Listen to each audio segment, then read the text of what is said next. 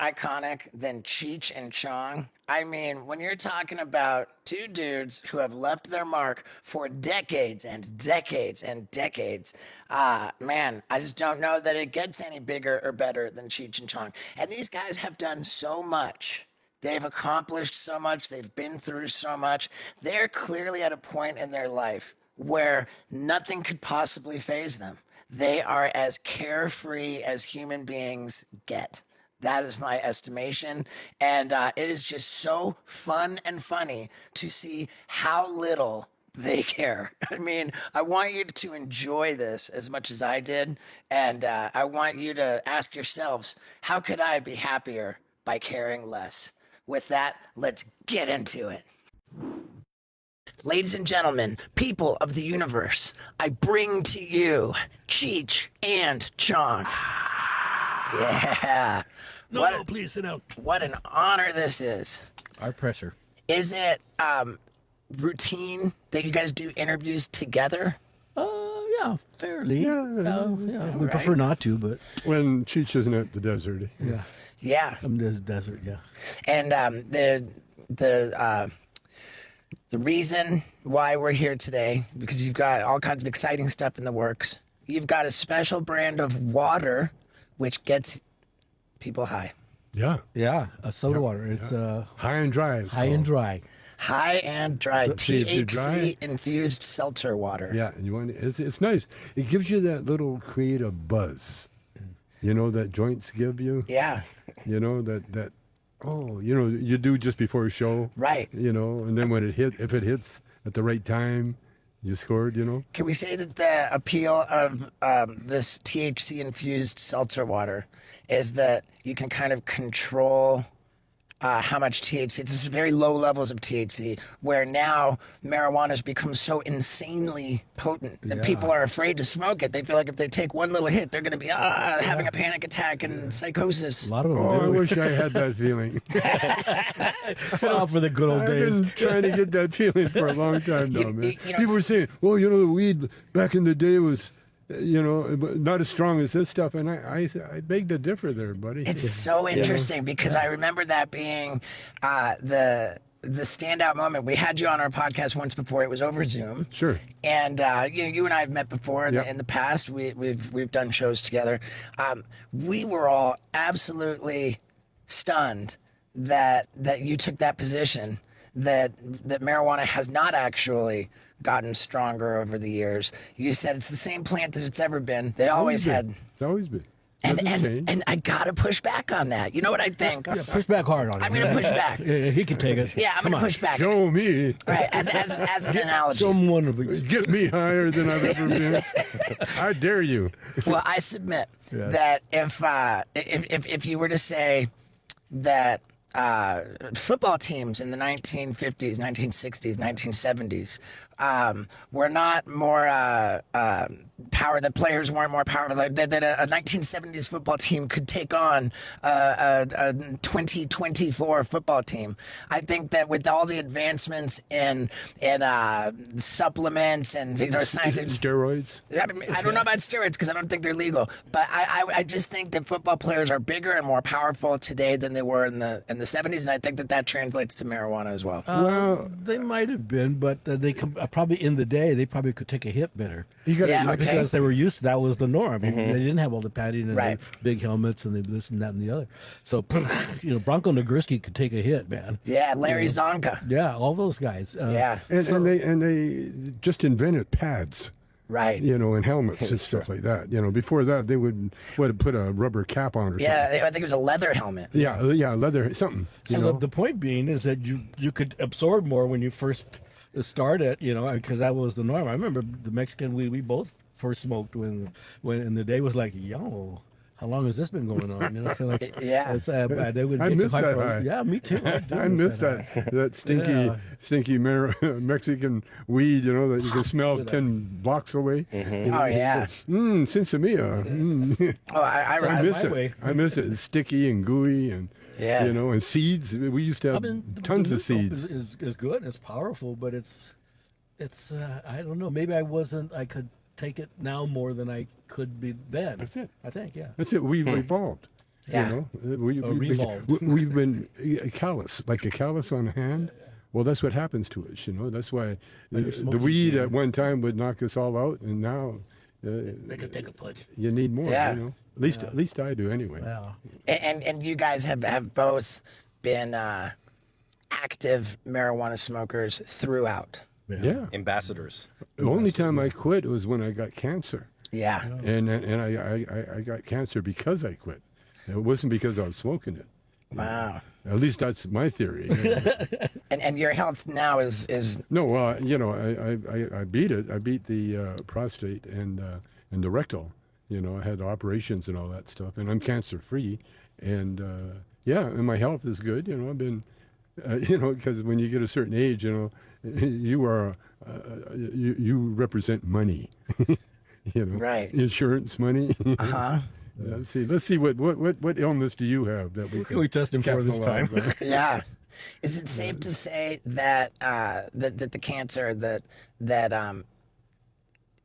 your health issues ultimately served to bring you guys closer, like together? Like, right? Don't you describe that you guys had some animosity between each other, but then once the health concerns became an issue, then you kind of reevaluate. You say, hey, you know what? This is my brother. This is my family, and I don't think anything. You know, you forget.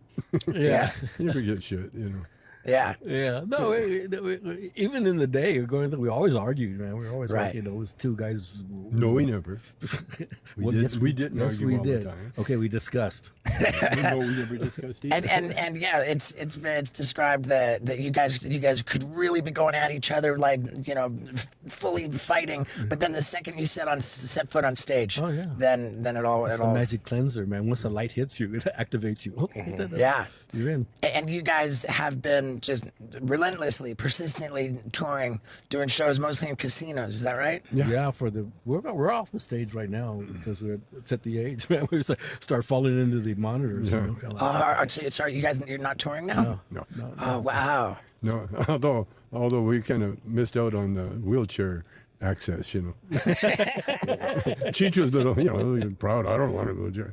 Come on, man. We get on the plane first. You know, they put you at the front of the line. God, you know, really? kids and gimps. Okay, everybody on. You know. Everybody, and next time you get off a plane, there's going to be 10 wheelchairs there. Yeah. Notice that every time. Everybody got onto this. My mother-in-law, once Bob found out about that, boing, man. She said, okay. Yeah. Yeah. Can they pick me up on the car on the outside? Yeah, you get pushed all the way to the curb, Wow. you know, and helped into the car. Yeah, going to Disneyland too. You get on all the rides first. Wake up. Oh, Something yeah. like that. Yeah. Hopefully you don't die before the Right, ride ends. heart attack. Yeah. You know, But that's a chance they take, yeah. Yeah, I did a thing for Disney, and it shows you, because at one time I got kicked out of the park because I had a obscene T-shirt on, you know. obscene, huh? By Yeah, Disney there's a standards. picture of Bluto buggering Minnie Mouse. Oh, I wow. don't think they look at that with, you know. And any kind of- so they wouldn't let me in the park, you know. Buggering. There's huh? no fear, man. on the high seas there. Pirates of the Caribbean ride. Arg. And now I do that Zootopia. You know, I got a little bit part in that. And I was just on the Disney lot. Wow. They came a long way, baby. Yeah, it seems that the mainstream media stuff, like it threw everybody for a loop. When were you on NYPD Blue? No. What was the mainstream TV show? Nash Bridges. Nash Bridges. Yeah. And that like you had all kinds of like mainstream acting stuff going. Yeah. That was it was what I was born for. You know, my dad was a cop, so you know, it was like recreating my youth. Yeah, and but at the time, were you doing the Nash Bridges? And when you were getting in trouble with the feds for the bongs? You in the slam then? Yeah. Yeah. It was. What you got I was on that '70s show though at the same time. Oh, okay. Yeah. And so in fact, the '70s show wanted to shoot some episodes from the prison, and they even asked for it, but the warden said, no, Yeah, and it's not a good idea. Although the guy, Josh Gilbert, the guy that did the documentary filmmaker, you know, he's smart. So he would go up to Taft and have breakfast with the warden. he found out where the warden had breakfast every morning, and so he'd just be in the same cafe, and eventually got to know him and become friends, and then got to get inside the prison to do an interview with me Yeah, And so- where was the prison? in Taft. Taft, where's that? Yeah, on Taft the desert, near like Bakersfield. Okay. You know, you can see the lights of Bakersfield. Yeah. Right. And so Go we visit were, we Can't run were there in 2 days, but you can see the lights. we were in the warden's office, and because it's a film, you know, you got all that control, you know. So I could hear the warden and them walking around, and so I yelled, "Hey, quiet on the set! We're shooting in here." And they, oh, sorry, and they started apologizing. So I had the warden tiptoeing around. It would have had to have been just an audio recording, though, right? Because No, the it was film. Oh, really? We filmed. I was pretty everything. sure that inmates in California correctional facilities could not appear on camera. Oh no, you're not supposed to.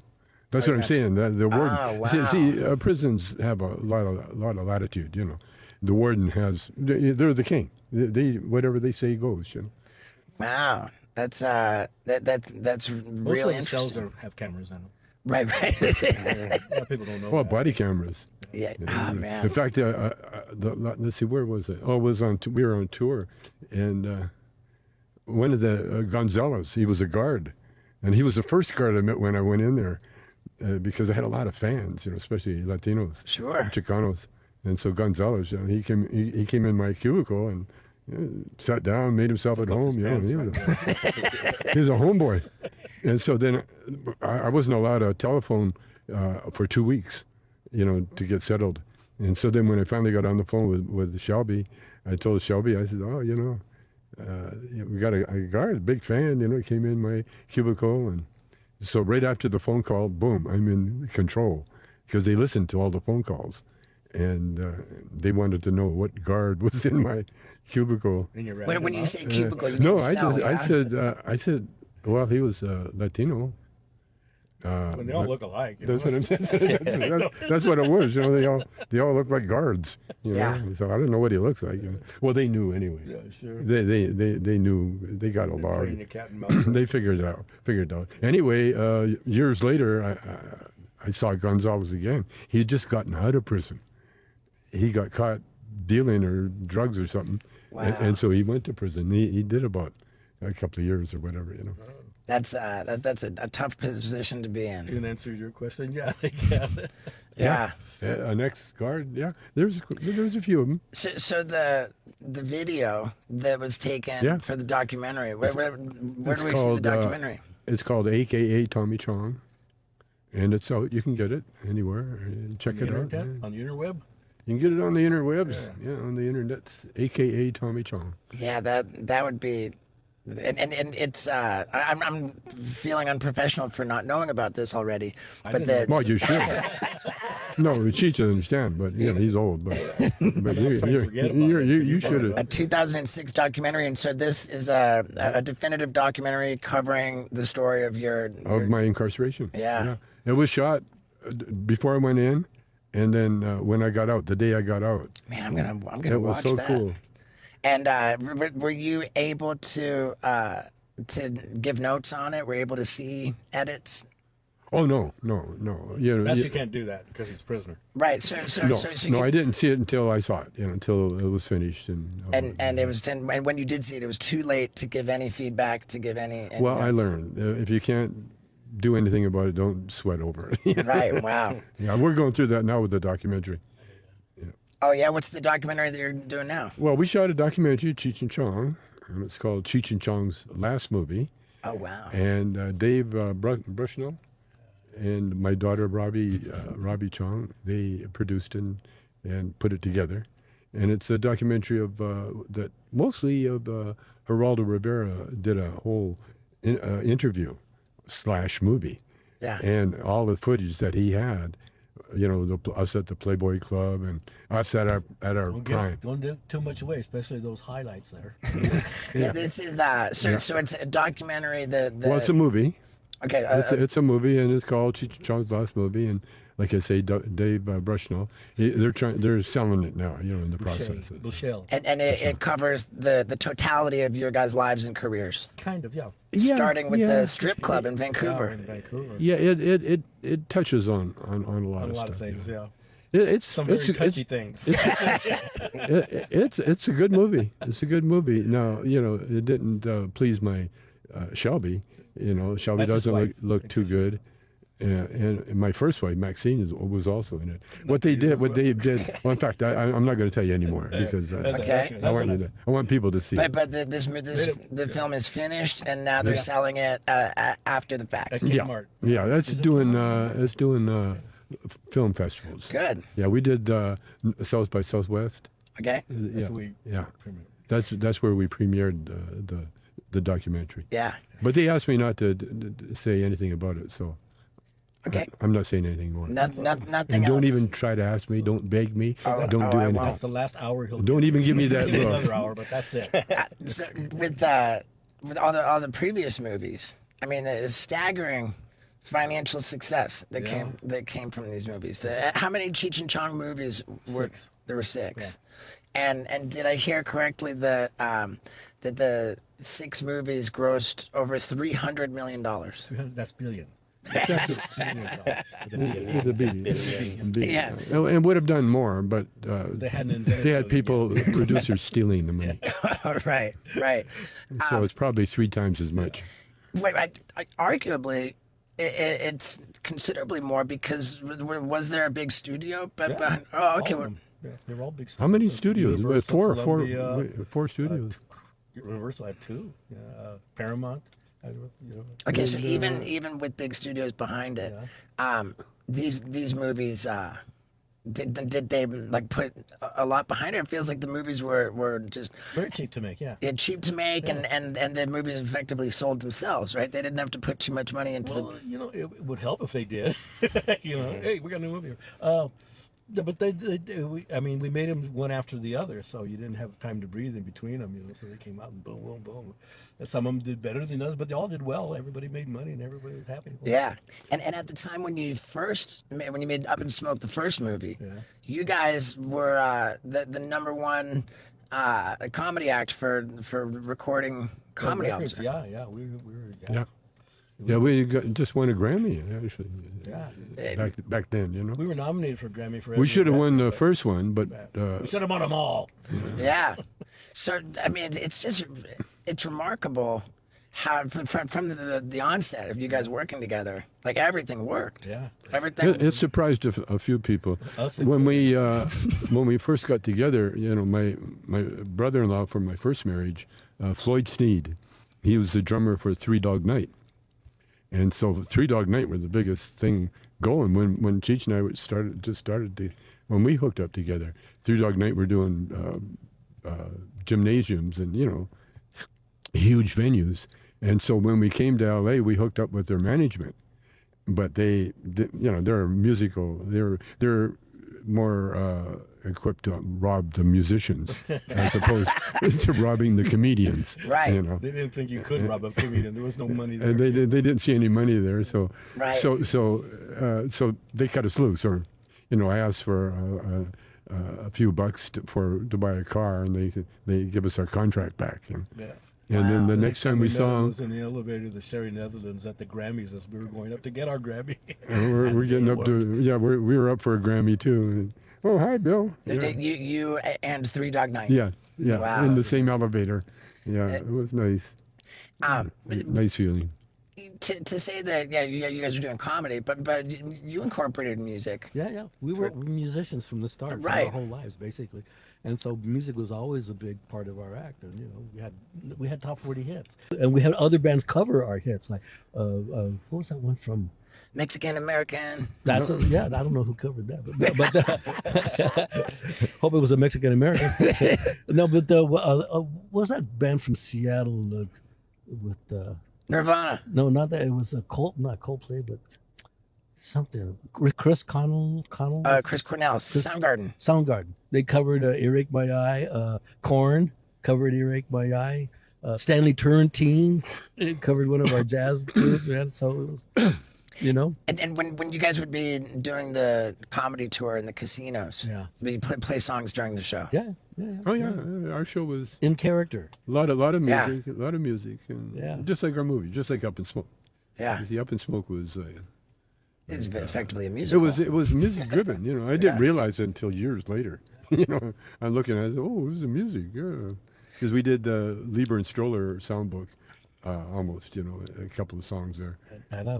Yeah, and yeah, and Lou Adler. You know, he was responsible for a lot for the Up in Smoke success. You know, because he got us the right crew. You know, Robert Altman film crew, so we could do an Up in Smoke. You know. So it's very serendipity and the whole thing, and we're still eating from the same trough. It's crazy. We're still on the menu. Yeah. Yeah, I mean it's unbelievable. Like, did it ever occur to you? There's a movie that Matthew McConaughey starred in. He played a guy who graduated from the high school, but he stayed at the high school. Dazed and Confused? Dazed and Confused. Dazed Yeah. and Confused, yeah. He had this famous line. He said, "I get older, they just stay the same age." and I feel that way sometimes. You know? And now, like, I'm in my 50s, Wow. and I got little kids that are excited to meet me. I think I get older, they just stay the same They age. stay And the same age, You yeah. guys have a youthful fan base. We have almost 4 generations of fans. 4 generations of it, and it gets passed on father to son. And Yeah. If I were to film it, there's a scene where this older lady's getting on an elevator. She got a cane, and she looks over at Cheech and goes, "I went out with you." That's a good euphemism for it. It was the girl that you dated. right? Absolutely, absolutely. Her and her roommate. All bent over, you know? And that's what I get now. You know, I get all of my grandfather really likes you. My grandmother had a crush on you. The social media these days, it's Yeah. and you guys, initially I think it was just you, Tommy, got to have a business relationship with a personal friend of ours named Eli, and he took Yeah. over the social media. Yeah, and Eli. and what he did ultimately, I think it became the social media for Cheech and Chong. Yeah. And he just. It was incredible what he did to build up this social media following for you Well, guys. it was all new at that time. You know, they were Eli- coming in, and then you had to find out how you were going to address it, Yeah. how you were going to interface with it. Well, Eli hooked up with this billionaire son, you know, like an Arab billionaire from the Rosé school Oh yeah, that Precious went Uh-huh, to. yeah. Precious, my daughter Precious went to Swiss school called to the Rosé. the Rosé, and this one Aki. Anyway, Aki zillionaire.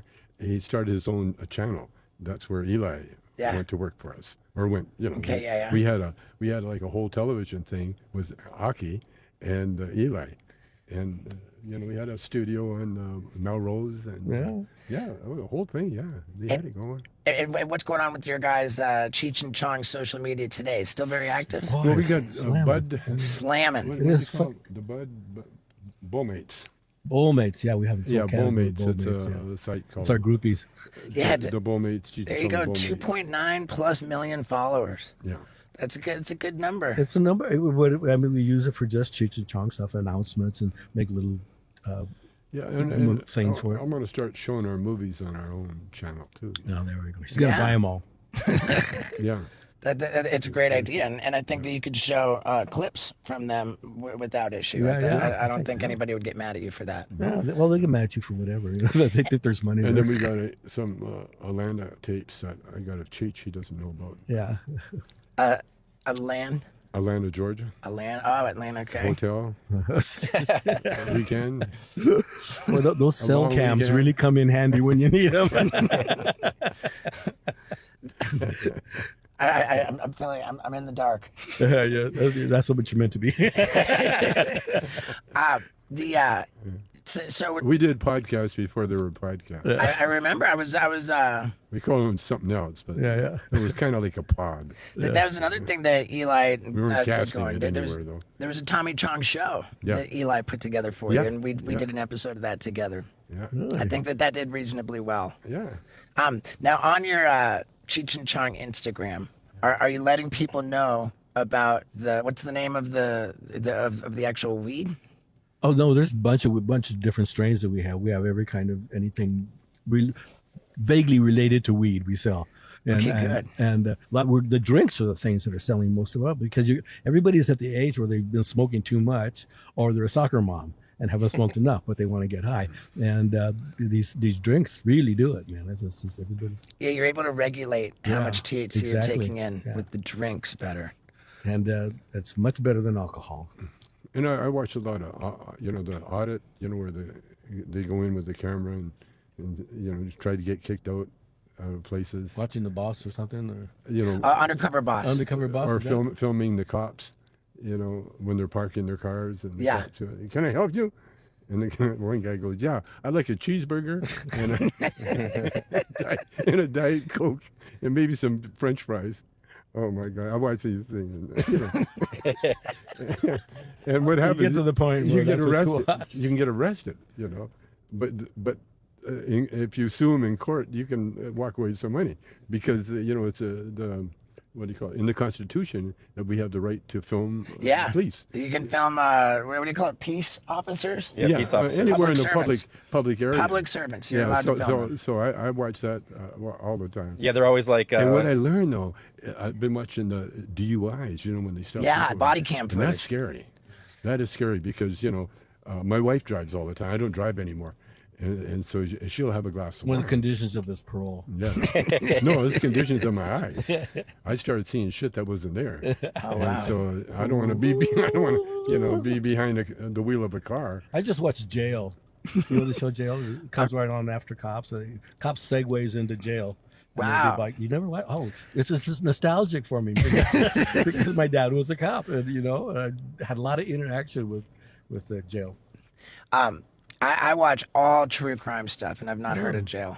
The show on television, the First 48, Yeah. about the homicide investigations. I love that. Yeah, they're That good. got a little bit too annoying for me. Yeah, it takes too long. Come on, he did it. Come on. It's just fascinating to Oh, it me is. that with all of this true crime programming, that the criminals still seem to not understand Yeah, there's the a camera simple. there. Well, yeah, and they don't understand the simple concept of I want a lawyer. Yeah, yeah, exactly. Nobody invokes their right to have a lawyer, and they just start just blabbing away. They sure know how to pull their shirt over their head at some point. the table. thumbnail. Yeah. Okay. So tell us about the museum. Oh, the museum. Yeah, it's in Riverside, California, and it houses my collection of Chicano art. We've been open now. This is our third year. We're doing very well. It's known all over the world now. The first year we were voted one of the top 50 shows in the world, and so we got a big crowd. There it is, right there. The town of Riverside came to me and made me this offer. I didn't, that's unheard of, and so it's doing well. You can see a lot of the pieces there. The Chicano art. So where does the art come from? From Chicano artists that I've been collecting over 50 years.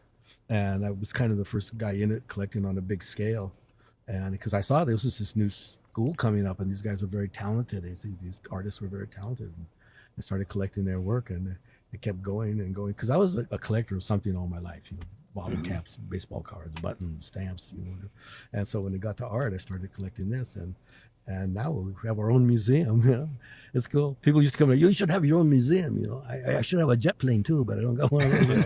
But now I do. So it's really cool. It's all the big hits of Chicano art in one place. And then we have traveling shows coming through on the second floor. And what does a traveling show that you might have look like? With other people, like other traveling shows that are put together by other entities. So like galleries type stuff. Galleries. So Or like associations like we had one a Tijuana, Texas artist that traveled through it, and we just get them. And then one man show artists that we were trying to show the early work of some of the more important Mrs. Baines. So it would be in this upstairs. It would be a performance venue for a one-man show. No, they're all art. It's art, not music. But we have right down the block. We have the Fox Theater. It's a beautiful venue that we use a lot of times. Yeah, there's a Fox Theater in Michigan. Bakersfield. Yeah. Oh yeah. Yeah, I've Bakersfield. got a show coming up there next cool. month. They just put something like some millions into the renovation of this theater. It's beautiful. Riverside is a real historical California town, and it was in the 1880s. It was the richest per capita city in the United States. Wow. because of citrus. They grew everything, oranges, lemons, and then they built a railroad into the groves and packing houses, and they shipped citrus all over the world. That's how you could get an orange on Christmas morning in London because of Riverside, California. They became very rich per capita. Yeah. And then now, it seems like with the Riverside, there's a real drug problem. I guess Maybe. as much as any place else. Yeah. You know, I mean, like it's What do you mean problem? getting it. Getting it, using it? No, there's no dispensaries in Selling it? Riverside. Oh, there's not. None. Outside of Riverside, you know, like Riverside adjacent, plenty. But Riverside has adopted that attitude that Oh, they won't have it. they won't have it. Right? They'll change it somewhere along the path, maybe next week. Who knows? But there's this little church that's right at the front of the property of where the Cheech is, and it's a big little stone church. And I want to turn that into a dispensary if we can. But you know, patience. Yeah, I mean, it seems like you're the guy for the job. Yeah. The both of you. I think so. These are some people. Now, with if we were going to make a Mount Rushmore of the most iconic ambassadors of marijuana, with and like aside from you guys, we've got Snoop Dogg, Willie Nelson, Both personal friends of ours. yeah, and who are we giving the other two spots? Jack Herrera? Jack Herrera. The household name, Jack Herrera. He wrote the book on the handbook on pot. The Jack Herrera. Huh. But I mean, smokers. Is that what you're talking about? Yeah, smokers. Willie Nelson. well, that Jack was one of the. Really? He was up there. You talk about Mount Rushmore. Yeah. About guys that affected the change. Yeah. And my cousin Louis smoked more. Yeah. Seth my cousin Rogen. Lee too. Seth Rogen is an interesting. Yeah, he's a good one. suggestion. He would be good. Be Real is a good one. Yeah. He could be up there.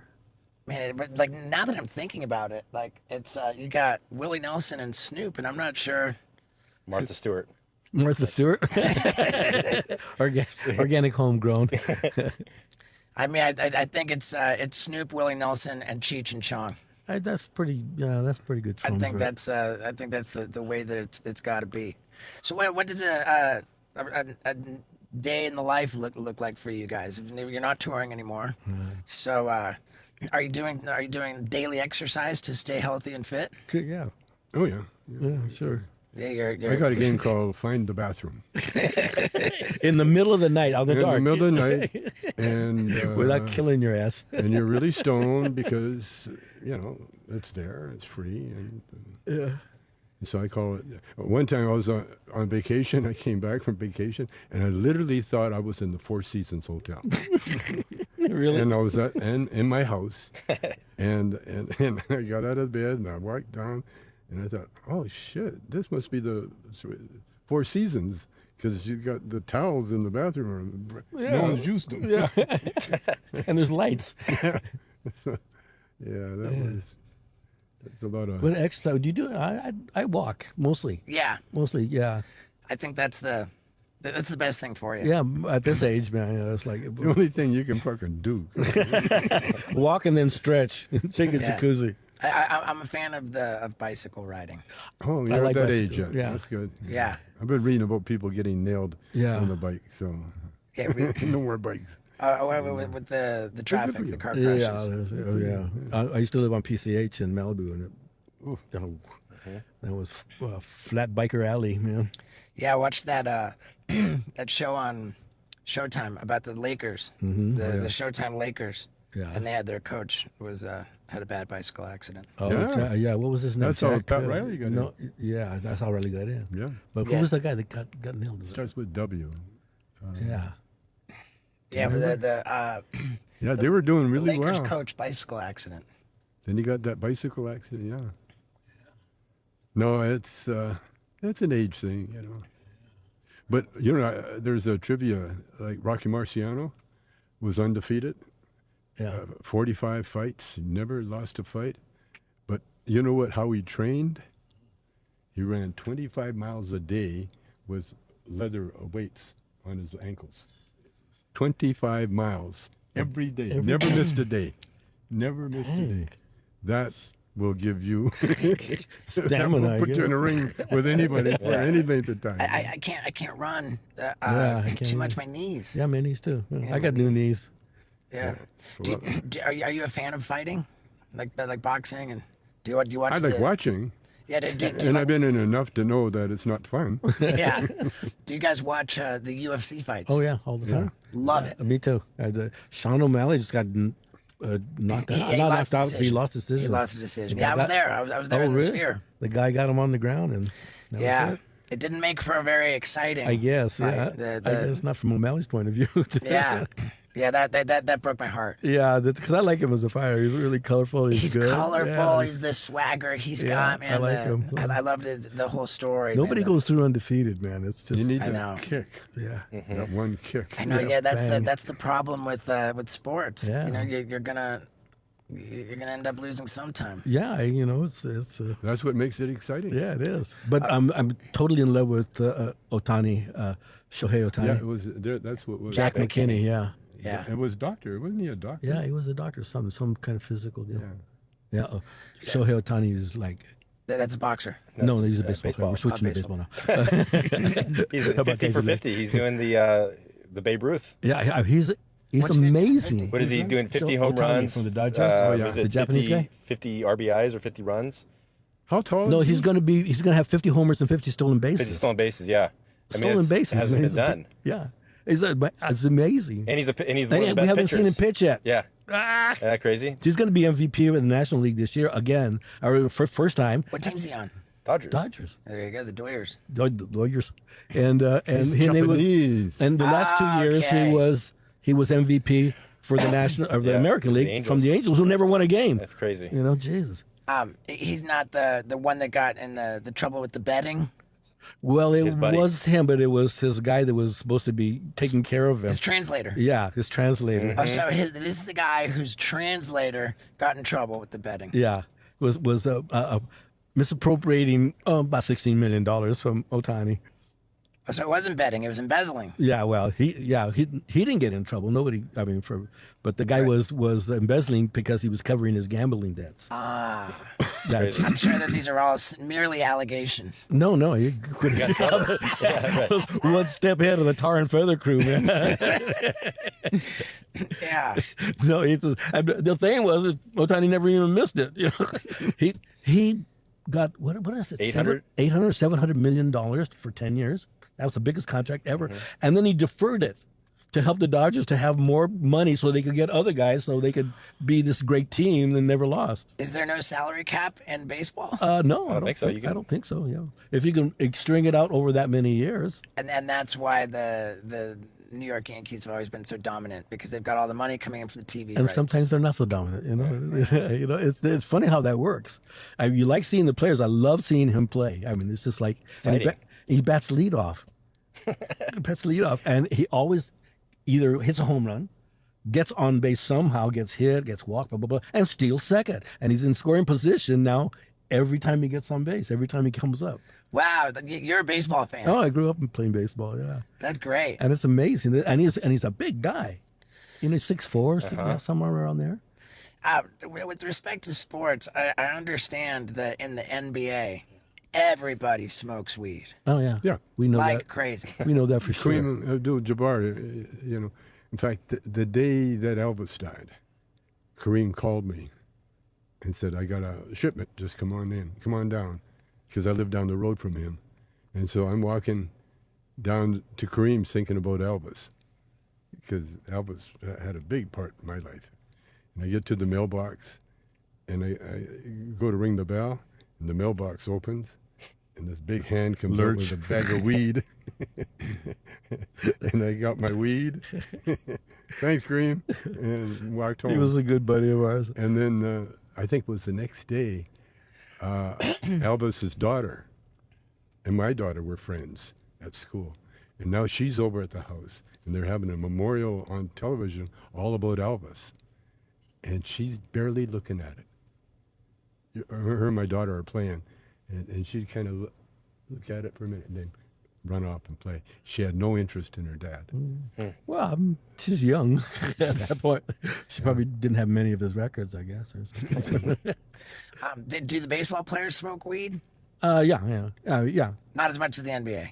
I would think not, but I'm not sure. But I know the NBA guys. Everybody, It's- every sport. You know, It seems name a sport. counterintuitive though, because with NBA there's so much running involved, and you'd They're think that in the greatest shape in the history of the world. I mean, that's of all the sports, man. Running up and down that basketball court is the one to get you in the best shape, man. And every one of the athletes, basketball players we know a lot of them.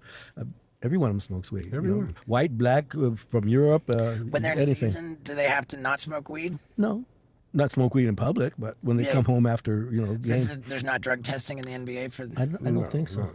You're going to test Kareem? Yeah, but I lived at Kareem. Sorry, Kareem, got some bad news. You know, we're going to have to put you on the bench Yeah. because you tested positive. Yeah. They no longer test NBA players for cannabis? Yeah. No. Wow. That was Is ridiculous back It was, in the but you day. got to see. I lived at Kareem's house when we were making Up in Smoke, my wife and I, and we saw. It was so quiet in the valley when the giant wasn't there, but he was a great guy, man. You call him the Giant. That giant, well, he is a giant, What came first, Up in Smoke or the movie Airplane? Probably Up in Airplane. Smoke, Airplane, was it Airplane? It might have been. because Kareem was in that. Yeah. He was great in that. Some motherfucker. I dragged Sidney Lanier's ass up. Yeah, and Man. they're basketball players are. Yeah. Comedy movies. Yes. Back in those days. Yeah. Where then they don't have that anymore. Yeah. Well, they do. Yeah. Yeah, but it's so digitized, Comedy movies like in the theaters. Oh no, you're not it's gonna- it's not hot right now. Yeah, they stopped Marvel, making the Marvel universe. I mean, is you hot can't now. have Will Smith smacking your best comedian and expect to promote comedy. Not a good look, Well, slapstick, especially when he didn't react like he should have. Yeah. He should Yeah. have done a red fox on his ass. Yeah. Oh my God, My heart. that's what I would have done. with that. Can I? I've been dying to ask you. I just saw one of the best movies I've seen in a long time was The Long Game. Oh, it's good. Yeah. Really good. And two things. Why do you always get cast in like the golf movies? Are you an avid golfer, or are you just I was at the time, yeah. Tin Cup and Yeah. The Long Game? Yeah. And then the second thing is you're walking around with the cage in that. Is Yeah. that really how it was back in the day? No, The it's just for groundskeeper- this movie. Really? Yeah. I've never heard of it before this movie. And What do you mean walking around in a cage? I thought it was like, you know how like when they're picking up at the driving range, they have the cart with the cage. Yeah, I yeah, just yeah. thought like maybe back in the day they had. It was an extension of that, but it was a device they made up. They wrote in for this movie. He comes back from the war and he's kind of shell shocked and he's looking for his place in that small town and he's Mexican and so he finds a job at the golf course. This is my character, but he's really wary about it. So he picks up the balls on the golf course, on the driving range when they're shooting. So he wears this cage. It looks like a robot, but it's a cage, and all around his head, down his arms, legs, everything like that. Yeah. There it is. Oh yeah, that's it. Yeah, very good movie. Very good movie, and they're giving the rap sign. Oh, okay. We Just won the American Awards Images for Best Picture this year. beautiful movie. Yeah, it's very good.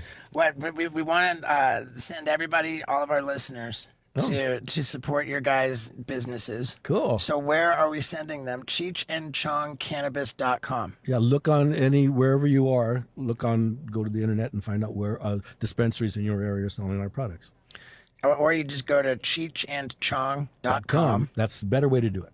Yeah, CheechandChong.com. And But make sure you have a computer Yeah. Yeah. Or a .com or whatever maybe even that a is. cell phone. Yeah. or a cell phone. Yeah, there we go. Yeah, and Make sure it's and we've paid got for. we've got the high and dry THC infused water. Yes. We've got every cannabis product known to man, Known to multiple man. strains. Everything, gummies, edibles, drinks, flour, anything you want. And get in there and support the Cheech and Chong business. There you go. And follow the Cheech and Chong on Instagram. We're there. And go to the Cheech Marin Chicano Museum. Yeah, the there you Center go. for Chicano Art and Culture. All right. Yeah, in Riverside, California. In Riverside, California. And find the bathroom without getting hurt. Where? At your house. They don't have a Chong bathroom at the At the Cheech. Four Yeah. Seasons, they do. Yeah, at the Four Seasons. Four Seasons. They got nice towels. Yeah, and you guys are great, man. It's Well, thank you very much, sir. it's how many years? It was 50 years. Somewhere around there. A 50-year career in spreading joy It has to together. be longer than that. And we're still going. Yeah, Still going. Still Yeah, going, fuck, man. I saw Jane Fonda on there, and she's older than me, going Yahoo! And I said, Jane, We like Jane. all right, She's girl. doing good. She's a year older than me, Wow. and she's a lot better looking. Yeah. I don't Well, hey have guys. titties. Although I got nice titties now, though. Now, finally. Not like Jane's. Though. Yeah. Well, thank you guys for doing this. Thank It's an you honor very to much, sit down Stevie. with you. Did we and- get paid? Yeah, I got it. I'll give you later. All right. Did I tell you or what? Could those guys care any less? I mean, talk about not giving a fuck. It's just amazing. And I'm just going to go ahead and pat myself on the back because they care so little and they're just so carefree. It took a little bit of mental gymnastics and hustling and scrambling to try to keep that moving. And I think I did a reasonably good job of that. So I'm going to pat myself on the back and I'm going to heap gratitude onto you, the beautiful listener of the Wild Ride podcast who stuck around to the very end. Thank you. And to all the people who I've seen on tour who have, said, yo, dude, I'm street team. Like, fuck, man. Every time that means the world to me, I just throw my arms around you guys when you tell me that. When I meet you and you say street team, fuck, it fills my heart with joy and gratitude on a level that I have trouble communicating. So yeah, please catch me on tour and tell me that you're my street team, and then see the way I hug you. And regardless, fucking have a great day. I love you. Thank you. Right. Hey everybody, and welcome to a tubular wild ride with Steve-O. You don't get greater of the greats than Kelly Slater. I mean, come on. When the guy got in the van, I was genuinely starstruck. Like, ooh. I had to kind of keep myself under wraps, which I managed to do until the end. And then I broke down and told him how awesome he was. And I mean, dude, he's just so awesome. We talked about shark attacks. Ooh, Vinny's like, how many of your buddies died while surfing? Like, that was gnarly. Dude, but what a great guy and what an epic clothing company he owns. I mean, does he own it? Yeah, right? Outer Known? Dude, killer clothes. I'm just wildly impressed by him as a person, as an athlete, everything, all across the boards. This guy's epic. He's the greatest of all time. So let's get into it. Got you some hot sauce too. Sweet. Yeah, get some For my butthole. I appreciate that. Nice. Yeah. All right. That's what it says, right? Yeah. There you go. Big time. Ladies and gentlemen, Kelly Slater. Yeah. Yeah, dude. How's it going, man? Dude, so good, man. All right. It's so exciting, man. We always wanted to have you, dude. I always wanted to get you on here. All right. And this is cool.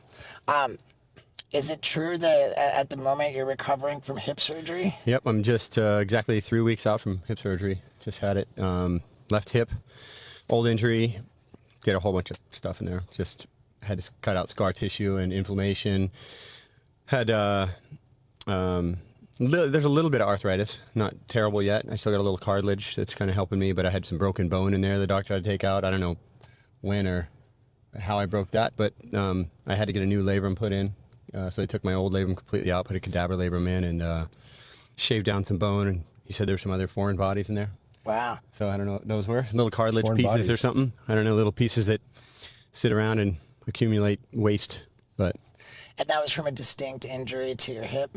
I did a really distinct injury on a wipeout when I was like 19. Injured a few more times, basically doing splits. And just tearing something in there. And I thought I broke my femur the first time I did it, but it was just torn something. At 19, you don't look forward to being injured and being out of the water. So I was like, oh, I'll be okay. And Yeah. then 10 years later, after I'd done it 3 or 4 more times, something similar, that I went in for surgery, cleaned it up, just an arthroscopic. And then this time it was just annoying. Like my back was hurting because of it. My hip was in pain a lot. I wasn't surfing much, like hardly ever practicing, or I was totally unprepared for the last year and a half on tour because I just don't surf very much because my hip hurts, and I end up wasting usually I end up wasting the good feeling of the hip either on really good waves or on golf days. Wow. It's great. I'm just particularly interested in that because just out of nowhere, for no reason that I can understand, my right hip is just like, Yeah, there's no telling what you've done in all those years, dude. right. Yeah, For no reason. For no reason. For no reason. Is it the jumping off into the jacuzzi? Is it the? I mean, I got bit by a croc there once, but It couldn't be that. It was too long ago. Yeah, I mean, I'm not sure. I feel like it's just old age setting in. But our Jackass director Jeff Tremaine, he had a hip replacement. I mean, he doesn't do anything. dude, it's so in fashion now. Everyone's getting a hip replacement, and everyone I know gets it. It's like I was up and walking that day, and I was feeling fine. Like it's a much easier recovery than what I'm doing. I actually started doing yoga recently. Like I got into like a morning regimen doing yoga every morning, and my hip like just started bothering me like after that. It's gotten worse. Yoga has screwed me up. Do you do You yoga? finally took enough time out to realize, holy shit, I'm in pain. That's what you did. I don't I know. used to do yoga a lot. I used to do that Bikrams, the hot yoga. Then you watch that documentary. Then, and then he tried to touch me. No, I watched that documentary. I'm like, whoa, actually, I feel bad doing this yoga. But, Right. no, but I had a friend in Florida, this girl who was trained up in it, and I used to do her class a couple times a week when I was home in Florida, and I loved it. I got my mom into it, and it was helping her out, and I love how I feel when I get into the yoga, but I travel so much now. I just don't get into my pattern in each place for quite a long enough time to, there's a jiu-jitsu class, there's a yoga class, there's a massage person. I'm trying Yeah. to do all that and surf, and so. Is it the travel for surfing? Yeah, traveled all surfing Right. stuff. But I mean, I might be in, Fiji for 2-3 days, and then be in Bali for a week, and then back to Australia. It's just you chase Right. swell. When you start chasing swells, like when you get into that thing, it's tough to get your whole recovery plan going because it's like up to the minute. Let's go to there. Let's go to this place. But if I'm at a contest and I'm set, I generally have been there, and I know enough people and the right things to kind of do my physio and rehab while I'm there. What's the timetable for chasing a swell? Is it like I guess it depends on the swell. It the depends on the storm. storm, and winter swells and summer swells are different. Summer, a lot of time you're chasing hurricanes. Like if you go to Japan right now, you'd be chasing typhoon swells, which you just kind of got to be ahead of it or where the swell's going, but the wind's good, and try Wow. not to get smashed by the storm. But the Atlantic, the East Coast hurricane season, the Caribbean's been awesome. Like there's been like 4 or 5 storms in a row that start well east of Barbados? the Caribbean, east of Barbados, and then they skirt the islands, don't hit anybody or cause any damage, and then go up towards Nova Scotia, back in the Atlantic, and kind of double back. So the only place getting affected by those really by the storm has been Bermuda so far. But right now it's been kind of a dream season for a surfer on the East Coast because there's a lot of waves and the storms aren't hitting. So, yeah? but yeah, I mean to chase those things, it depends what you want to chase. Like back in the late '90s, a couple of friends of mine chased a storm starting in maybe New Zealand or Tahiti, and they went all the way to Alaska, almost every day somewhere else. Like, so get to South America, Central America, California, Northern California, fly up to, maybe Canada, and then to Alaska. So that could be like a 2-week timetable, from when the swell starts to when it gets all the way up there and is all run out. Do you have your own pilot when you do that? Oh, you wish. So I saw something with you one time where Nobody's got enough money from surfing to have a pilot at this point. But I feel like there was a video of you with a pilot, like researching a storm, and like you were looking at places to go. Yeah, I actually do have a friend who works for a plane company, and he delivers planes. And he just happens to be in some of the places I'm at sometimes and flies me around. But we haven't really done a swell chase. We just kind of fly around. Maybe we made it look like we were chasing a swell. Yeah. No, I mean, we have a couple times. I got a friend of mine back in Florida has a little 6-seater, and we go down to the Bahamas and chase swells there. And when you do that, are you finding places where like nobody's ever been? Yeah. You generally find a reef or something that no one's ever surfed. And you get to name it? You get to name it. Yeah. If you catch the first wave, you do. Yeah? Yeah. That's the Or if you blow it, maybe your friend gets to name it after you. Is it incredible how hard it is to find an empty surf spot? Nowadays, yeah, it's pretty tough. You got to go further and further. We took 4 different airplanes 5 to get to Madagascar. Oh, yeah, and Madagascar. then we're on a boat going out to breaks just in the middle of the ocean, and there was no such thing as an empty wave. Yeah, Madagascar's gotten kind of popular the last few years, but it's always had great surf, but just didn't have much of a population. But And then we went all the way to the Philippines, and we found out that Cloud 9 was called Crowd 9. It's crowd nine, yeah. Nothing got crowded out real quick. But Yeah. the Philippines has like 1,200 islands or something. Yeah. There's Yeah. a lot of potential for. I've seen footage of really good empty waves there in recent years. So, yeah. But same thing, you got to kind of be on it because those this time of year the typhoons come by, those hurricanes, Yeah. and they might last a day. It might be 5 days, but you got to be moving and being in the right spot for the right direction of swell and the wind. So Have you messed around with the, how do you pronounce it, Nazare? Nazare, yeah, In I've been there a few Portugal? times. Yeah, I haven't surfed it on a giant day. I surfed it on a day that was probably half as big as it gets, you know, so maybe like 25, 30 foot faces kind of thing, but not like a massive life or death day. Yeah. I've been there on a couple of those days, but it was windy and no one was surfing, and that was maybe a decade ago. I went and first looked at it, and at that point, only Garrett McNamara was just kind of starting to check it out in 09, 2010, around that time, and trying to get crews together to be able to run safety and, you know, guys who wanted waves like that. Yeah, I mean, he just set the new world record, right, for the biggest wave, or somebody did recently. Yeah, Sebastian Stutner, this German guy Yeah. who's like 100 really and- into towing. It's not 100 feet, but it's, I mean, people see it, and the problem with, like, Joe Rogan even reposted it, and there were people on there were debating the size of the wave, and I said, well, it's probably in the 80, 85 foot region, and all these people were like, bullshit, man. Like, I'm going, well, when you're 200 feet up taking a picture of the face of a wave, you see the whole curve of the wave, so it's gonna look 200 feet long or high. Yeah. But you know, the curve isn't added into the height, so when you get back at sea level and you see, okay, that wave's probably 8 or 10 times overhead, so it's 60 to 80 feet or something. So- But so I don't think anyone's ridden a 100-foot wave. It was That's in my point. 2018. There was like a new record. Somebody posts this photo or this video of like the biggest wave ever. I'm like, oh man, this is great, amazing, and I repost it. But the person who I was reposting had named the wrong person. So then I get this. It was like 7 million views, and I had credited the wrong person, and then the next day, like, The guy who it was like texted like, bro, I got 1,000 followers. Thanks a lot. You Yeah. right, didn't help me at all. the next day, it was on steveo posts big wave, gets 7 million views, credits wrong surfer. I'm like, no, and it was Sebastian who actually it was. Who was surfing the wave? Yeah, Sebastian Stutner. He wasn't even tripping, but when I corrected it, the guy who I had falsely credited was like, dude, why'd you change it? Really? He was the only one who got butter. He was so bummed. You're like, send me a clip, bro. Just how big it was. I mean, dude, he was like, "Oh, dude, after you did that and took it away, man, let me give you a clip and you can then post me." Yeah. And I was like, No, but dude. funny. Like there's so many guys now that charge big waves. When I was a kid, it was really like you could count on two hands who was going to go on the biggest Right. days, you know, and there wasn't all the water safety. There wasn't jet skis. You know, occasionally a helicopter might fly and drop a line to you and hope you can grab onto it. But we didn't have all the watercraft guys doing safety and the lifeguards out there protecting, you know, kind of keeping an eye out for you, and the inflation vests and the big wave training that guys are doing, the courses we run through in pools and stuff. So, you know, you're simulating radical situations, you know, dangerous, scary situations, putting your mind in that place and trying to calm yourself down because you know it's controlled. But when you get yourself in a situation in the ocean, you got to be prepared for it. Like, you can't always rely on that inflation vest or another person to pick you up. Like, you got to be prepared for the worst.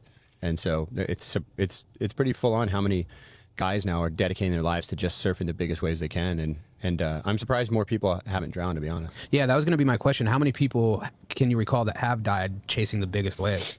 Patrick Swayze and Yeah, Patrick Swayze definitely. I'm surprised Keanu Reeves didn't go down. Yeah. No, well, we've had a number of friends drown. Yeah. Todd Chesser in '97, Mark Fu in '94. He was at Mavericks. Todd was in Hawaii. My friend Donnie in '95, he drowned at Waimea. Cy Milosky at Mavericks. So there's been quite a few. Yeah. Greg Long drowned at Cortez Bank, like 120 miles off the coast here, but he was revived and saved. And then he was in Fiji with another friend of ours, Aaron Gold, and Aaron drowned, and Greg resuscitated him on the boat. So, you know, we've had some close calls. There's been a few guys at Mavericks that have been real close. Maya Gabera, the female surfer, has come close twice, once in Tahiti, once at Nazare. A guy did die at Nazare last year. It's unclear to me if he drowned or if he had a heart attack. I heard both, and I didn't know him personally, but he was a Brazilian guy or a Portuguese guy.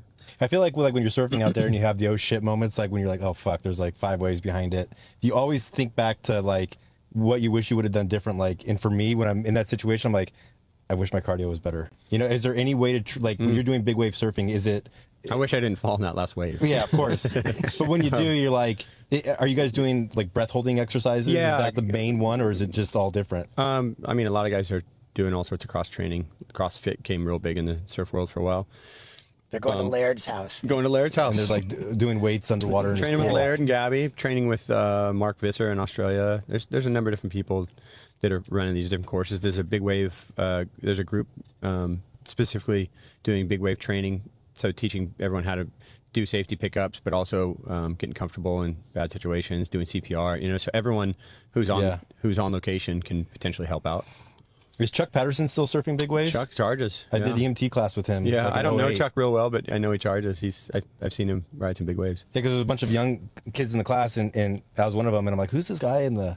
They're like, that's Chuck Patterson, and we all went on YouTube and we're like, that's this fucking guy. Chuck's that's in sort the of like class? not scared of anything. It No. seems like I mean, he's like just dropping into like 40-foot barrels. And He also was like the first guy to put on snow skis water skis and go ride like a really big wave just to see. So gnarly. Yeah, our buddy Poopies did that. Yeah, You know Poopies? I know poopies. I saw an article today that the Fonz came out and he said it was like 50 years ago today when he jet skied or he water skied over sharks. I was going to send that to Poopies. Oh, when he I thought- jumped, I remember watching that show, and right, he's about to jump. They're like, next week. Yeah. God, I gotta wait. I was so excited. Like, what's gonna happen next week? Yeah, that was like 50 years ago today or whatever it was. That was the whole saying, jump the shark. And then Poopies was dressed up as the Fonz when he got bit by the shark. Was he really? Yeah, it Was he? I like didn't they even were notice that. recreating the jump the shark thing. We were like, oh, well, we're out of ideas, so like we've really decided to jump the shark. And Where were you so- guys at?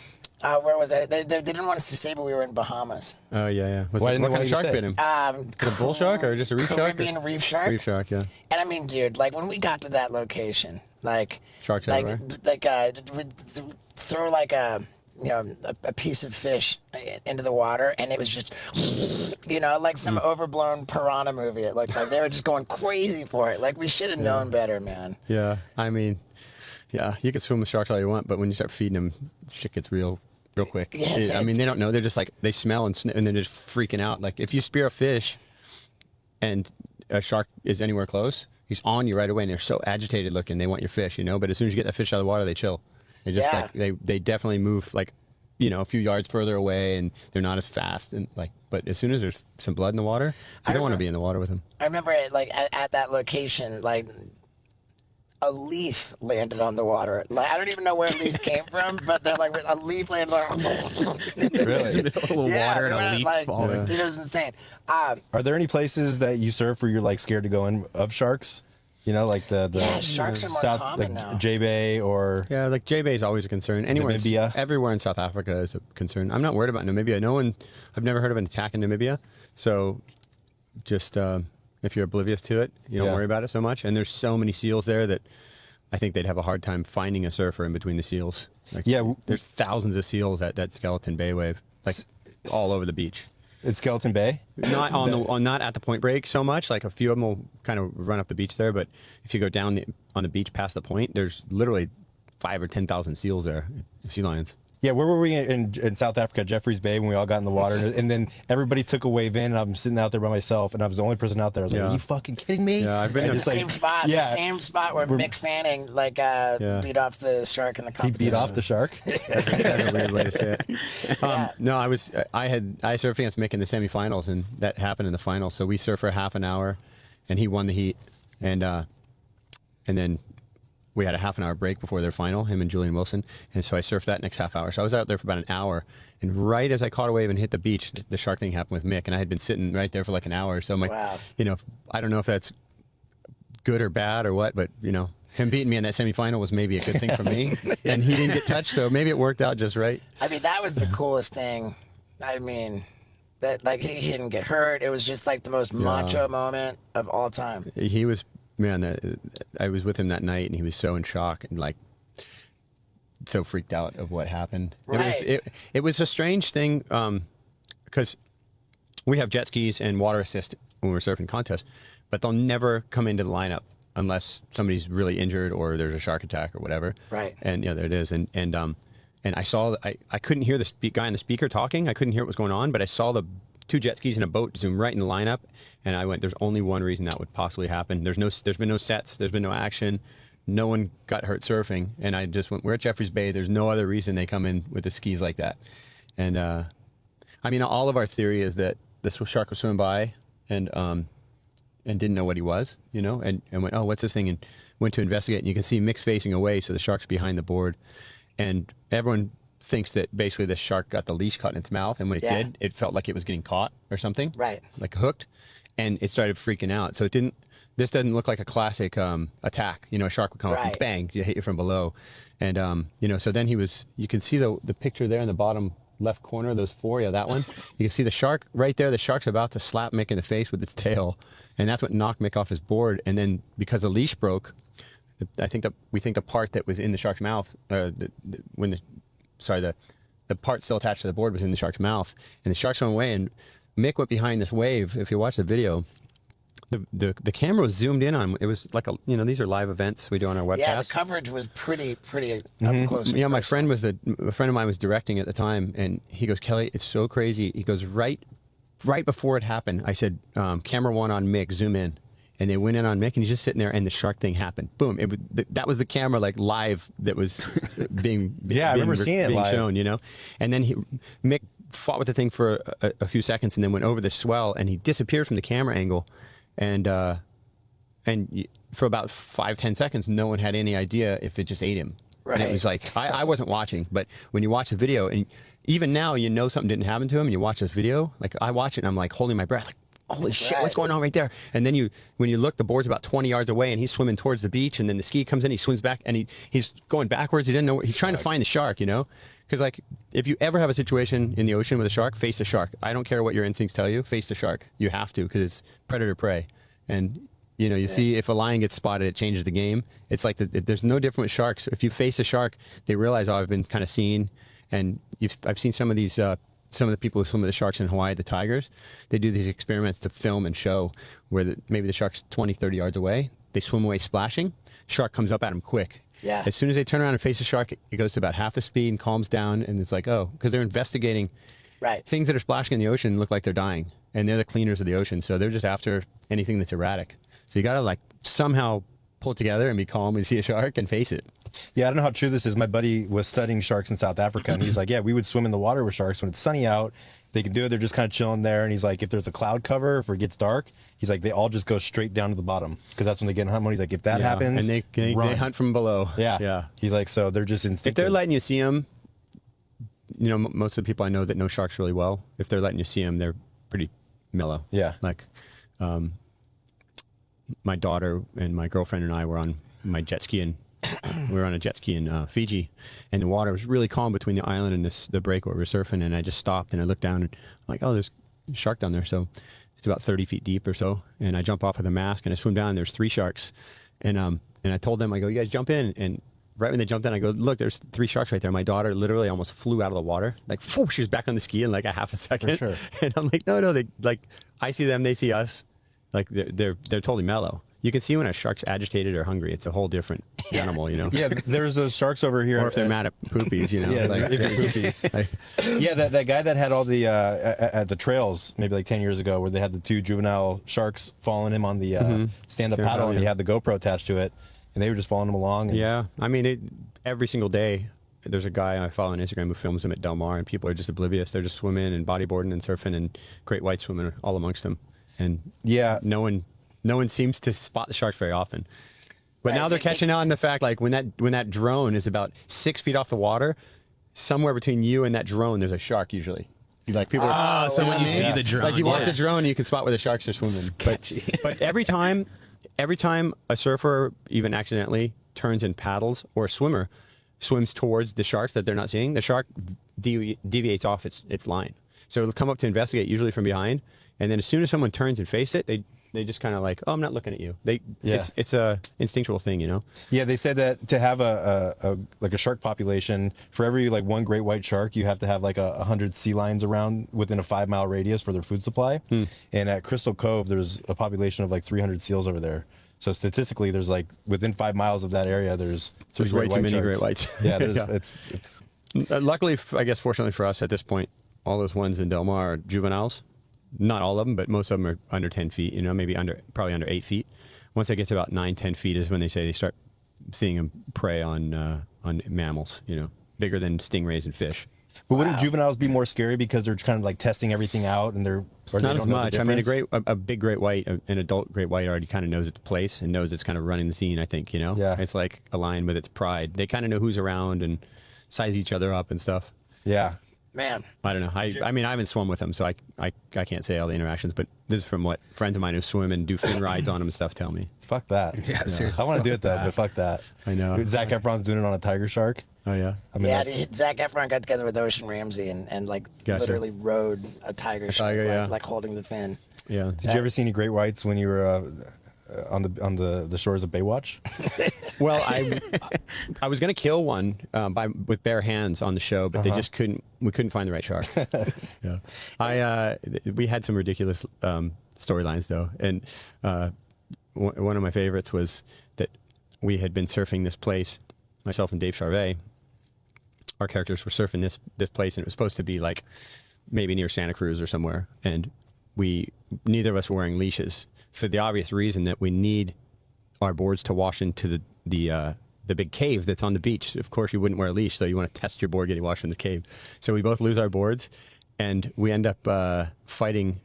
We end up going in there to try to retrieve boards, and we realize there's like 30 boards in there, and they're being protected by an octopus that's essentially stealing Wow. boards. Yeah. Jesus. So we had to fight the shark. I think Dave ended up killing the shark.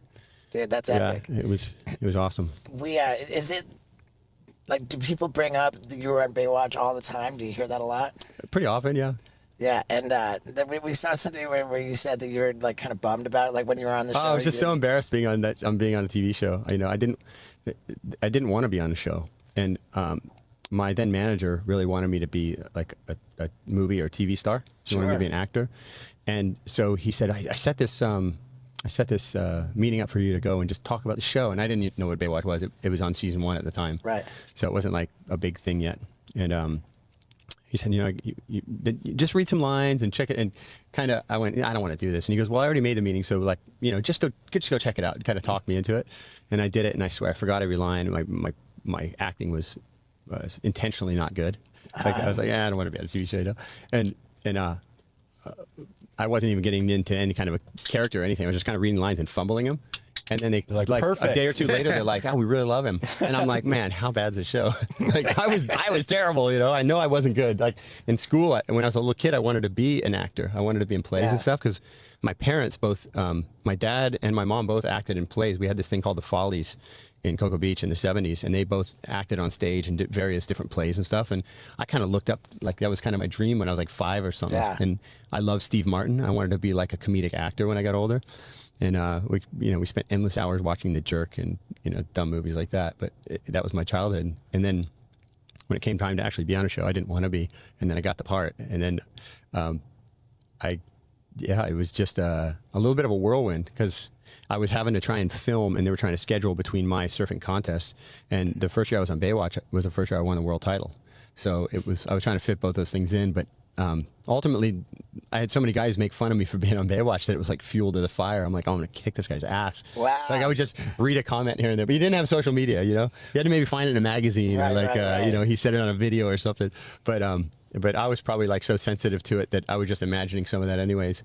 Right. But I just, as I got into my, like after being 10 years old, 12 years old, and I started winning contests and doing well, my whole dream in my life was to try and be a world champion and surf contests, and that was my goal. And that manager of mine used to say, someday people are going to remember you to surf. And I'm like, that's so insulting. 'Cause that's all I want to do in my life. I don't want to be known for Baywatch. I want to be known because I did well surfing.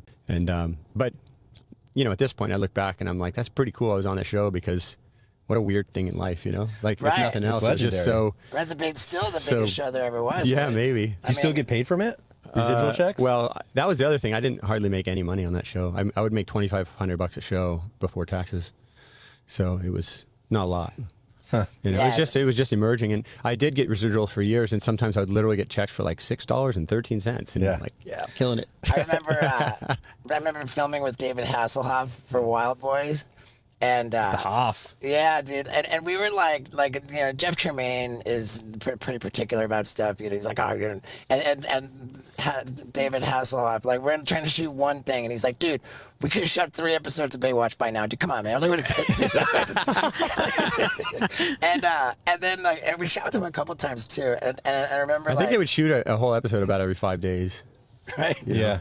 So What country were you with the Hoff? But it was for the California episode, and they were like I said, I remember him like catching himself in a mirror and be like, God, man, I look like shit, dude. I'm old, but at least I'm rich. It's just like, That's great. It's the raddest thing to say. Oh my God. I always liked. Hey, Hasselhoff was always super cool to me. Oh, dude, the I really best.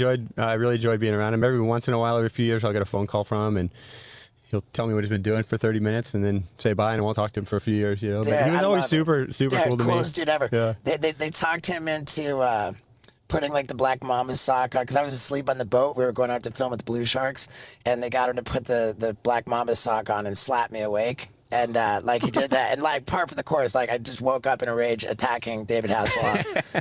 Pretty epic. That was when you jumped out and you were pissed off? No, well, dude, I got pissed off every time they did that to me. Like, but yeah, dude, these are the best. So the Baywatch thing went on for a while. I did it too. I did 7 shows over 2 seasons. So I did like 5 in '92 and 2 in '93, Okay. and then after the octopus episode, I just I can't do this anymore. I'm done. You guys got to write me off of this thing. And then the director started to talk me out of it, producers, and I'm like, hey, my heart's not in it, and I don't want to disrespect you guys, but like I want to go surf. I want to dedicate all of my energy to what I love doing the most, and I just don't have it in me to be on the show. And they're like, really? Yeah. You don't want to be on the show? Like, this is the #1 show in the world at this point. I'm like, Right. Dude, that's epic. It doesn't matter. It's like, if I wanted to be an actor, then I would be frothing at the opportunity, but it just wasn't what I wanted to do. Were you in the movie North Shore? You were, yeah. I was not. No, Oh, you weren't? No, That's but weird. a bunch of my friends were, but I was like 14 or 15 when that was Right, filmed, right. maybe 16. But I love that. I love that movie. I wish it had been like a straight comedy. Yeah. It would have been just like it might have been kind the of best is. comedy ever. Kind of is. There's an amazing comedic, funny scripted surf movie called Brisske. It's Okay. a French surf movie, and you have to watch it. This All guy right. lives in the Med, and he wants to be a surfer, and it starts like the opening scene is him sitting on his board, like up close, waiting for a wave, and it pans back, and there's like old women in like. The salon thing. Yeah, like they got the thing over their head, Yeah. or whatever, and just like doing the backstroke next to him in the Med, and there's not even a ripple, and he's just like sitting there dreaming, but and he's kind of wealthy, and then he finds out that on the other side of France, in the Atlantic side, there's good waves, so he goes there, but he gets like localized. But he has a bunch of money, so he's trying to like bring everyone in to come and party at his house, but he's also like super spiritual. It's really kind of a weird, twisted movie, but I thought it was maybe the best surf movie I ever saw. And it's in French? Yeah, I think it was in subtitles. Okay. Yeah. Did you do any other acting other than Baywatch? Nothing notable. Endless Summer 2. Yeah, I mean, that's not really acting. Yeah. Yeah. Yeah. I really did pick that snake up and throw it at my friend. So with all the surfing, how much? I know that like you're super passionate about the environment, and your outer known company is big into like just donating to help the environment. Like, how does that work? Yeah, well, I left Quicksilver after 23 years and started my own brand, Outer Known. And I wanted to do recycled, regenerated, or organic fabrics, and wanted to be socially compliant. In other words, go and hand pick the production facilities we use, make sure that everyone's got a good living wage and working environment and that kind of stuff. And you can do good business in some of these places that have a bad name. Like in China, for instance, you can find a good factory that treats its workers right, but you can also go find a place that's like straight up slave labor. So you need to pick and choose, and you have to get big enough or sort of partner with other people who are using the same textiles to bring the prices down to a place that are reasonable for people to buy. So we wouldn't be in that fast fashion category price wise. when we launched, actually, it was really tough because we launched because we're doing like 50 of that and 300 of this and like not very big volumes, you know, whereas like when I was with Quicksilver, they might do 10 or 20,000 pairs of this particular trunk in this color. And, you know, we might make 100 or 200 of something. And so factories just don't want to do it because they can't get the production going long enough. It's not worth it for them to take us on. So we'd have to pay extra to get that to happen. And then your workers are making double what they would typically make or more, 2 or 3 times. The textiles, to use organic or regenerated fabrics, that might cost anywhere from double to like 5 times just to buy the product before you ever sew it. So it's tough to create a business in the fast fashion world where people are expecting, you know, you can go to Kmart and get a $4 t-shirt that isn't too bad, you know, but you don't know what went into that. And there's a lot to it. I mean, certain products being brought in from overseas, if they're sprayed with, what's that waterproofing?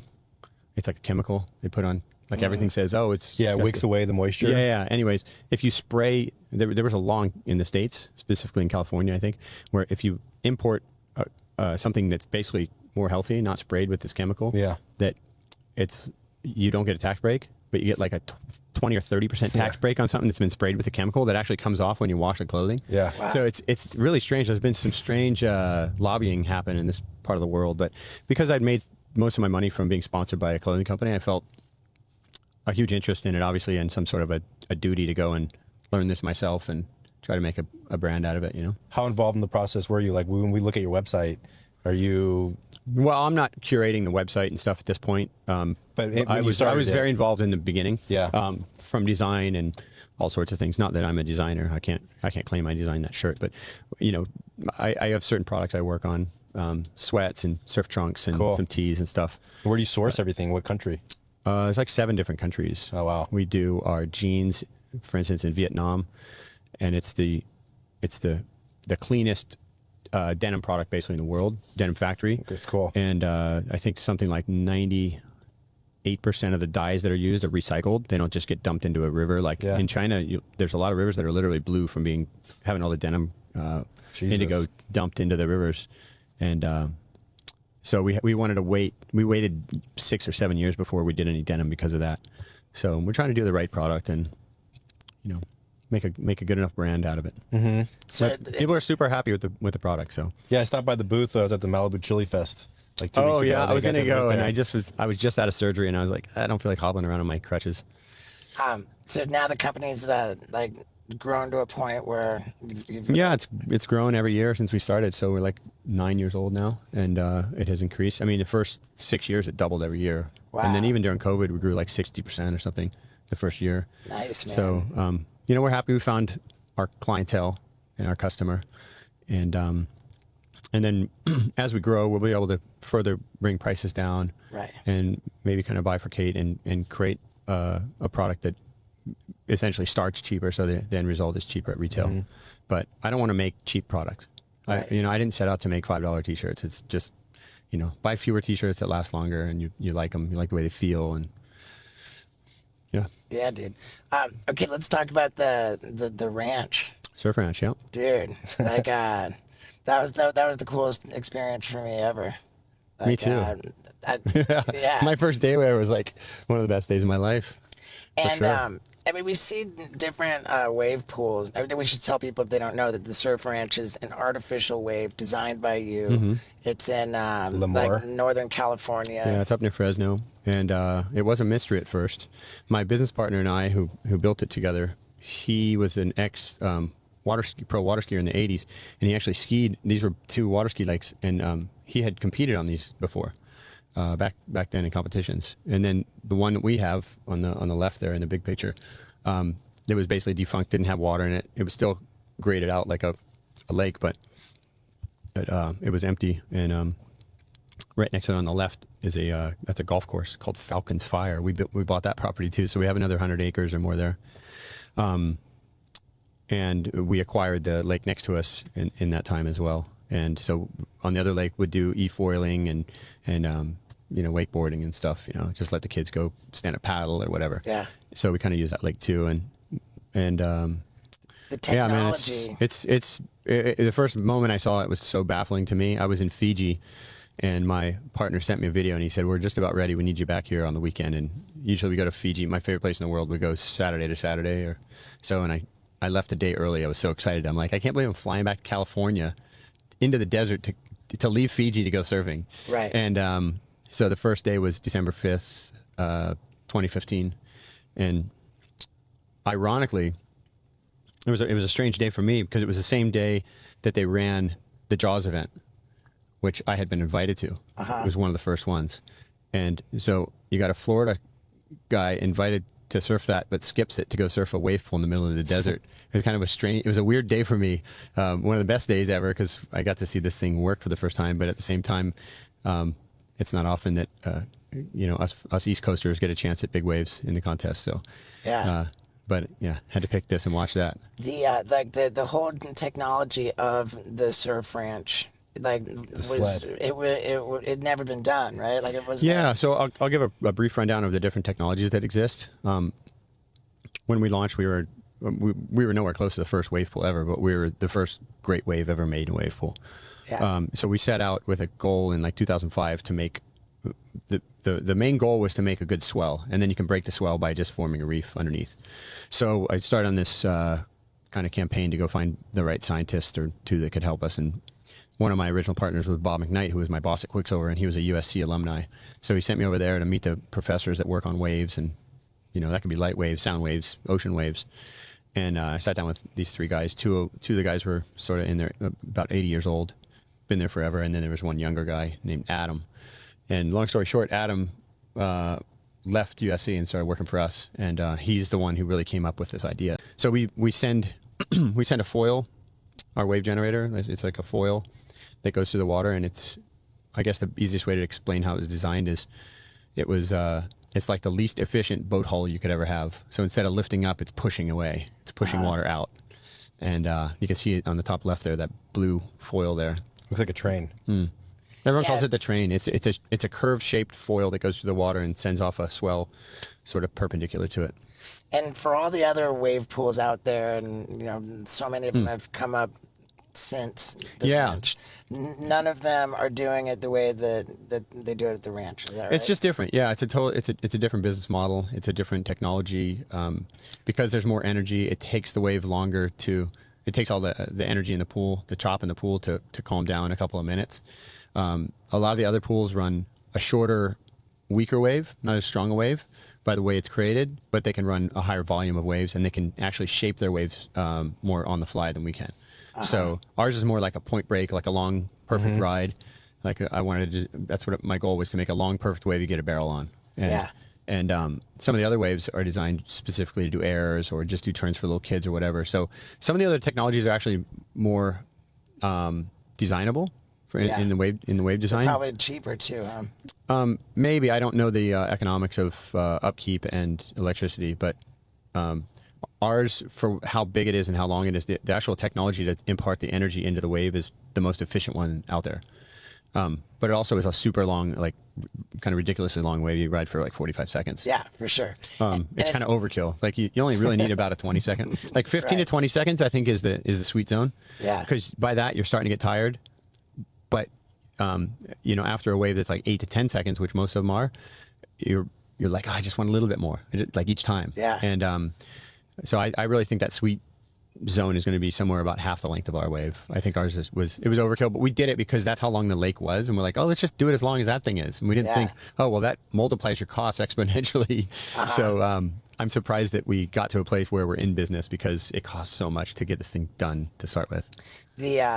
The surf ranch wave is it's just weird that it's on like the pro circuit for like the official contest. It's not now, but it has been. Yeah, they won't be on next year. Wow. And why is that? Well, I think number one, people find it to be too monotonous. Whereas in the ocean, in the ocean you have that the chance of luck, or that one great wave, or something special can happen right at the end of that time period that didn't happen to the other person. Right. And so, in that sense, you could argue that that luck or karma or something other played a role instead of just your surfing.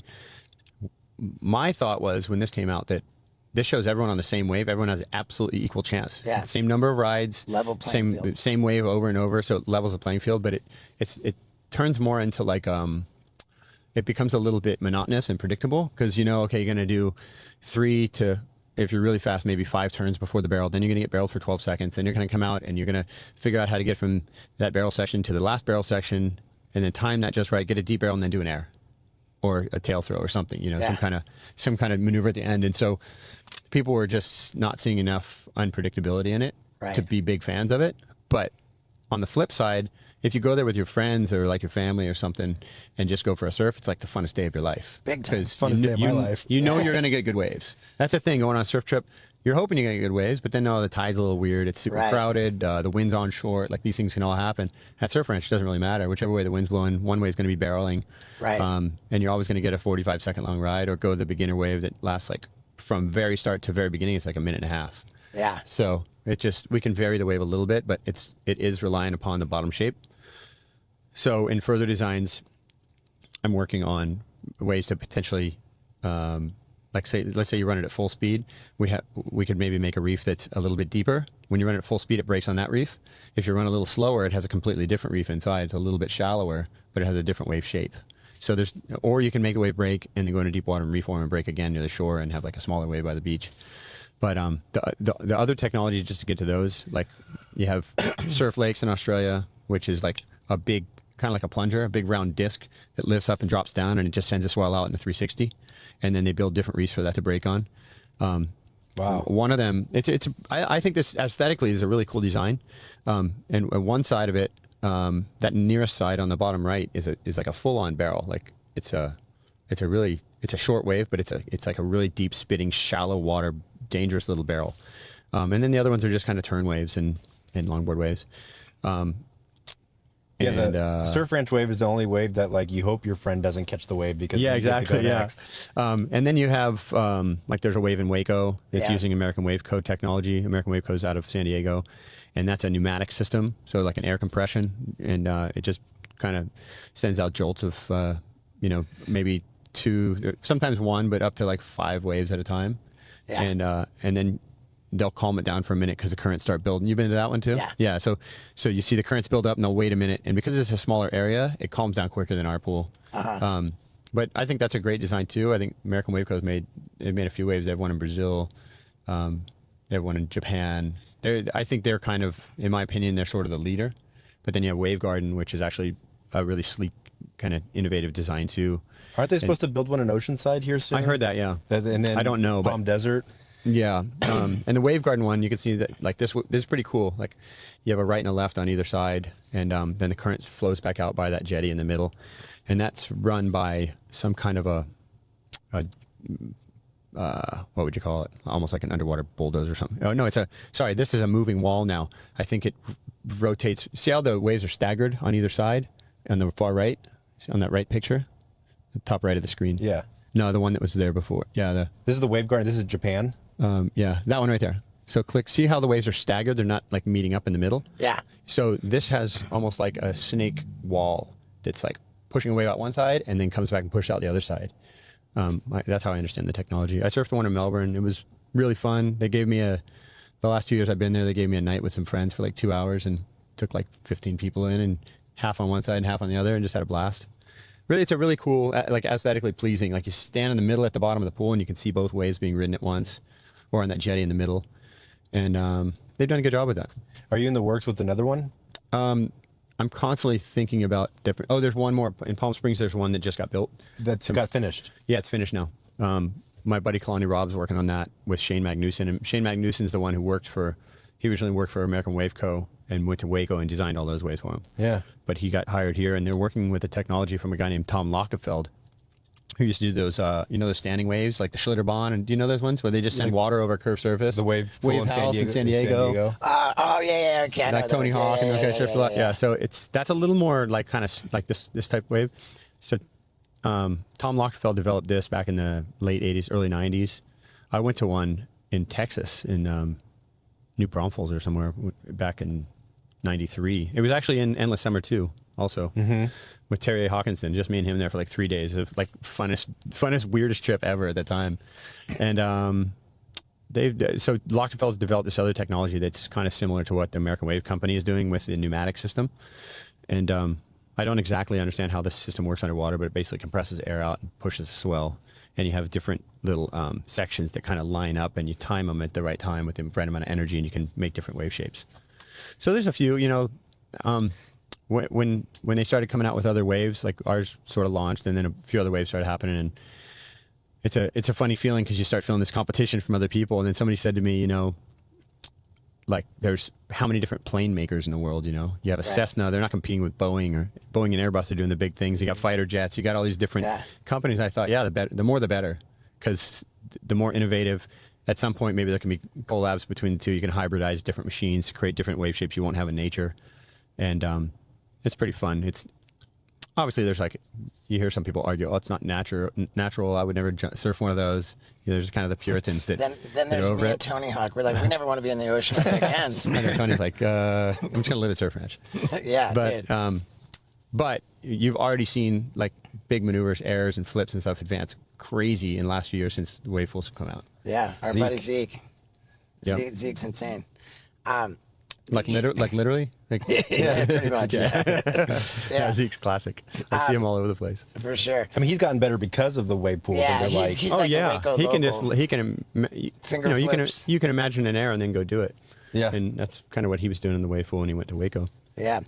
So you sold the ranch. Sold it, yeah. Kind of partnered with WSL. They sort of bought it from us, and then that's why they ended up making a surf contest from it, because it was like something they owned, Right. So and it's you can specifically say we're going to start the contest at this time, and every 3.5 minutes there's going to be a ride or whatever. So it's a little easier for like if you were going to be on TV or something, But it's I think it's as of now it's kind of run its course for a competition. Yeah.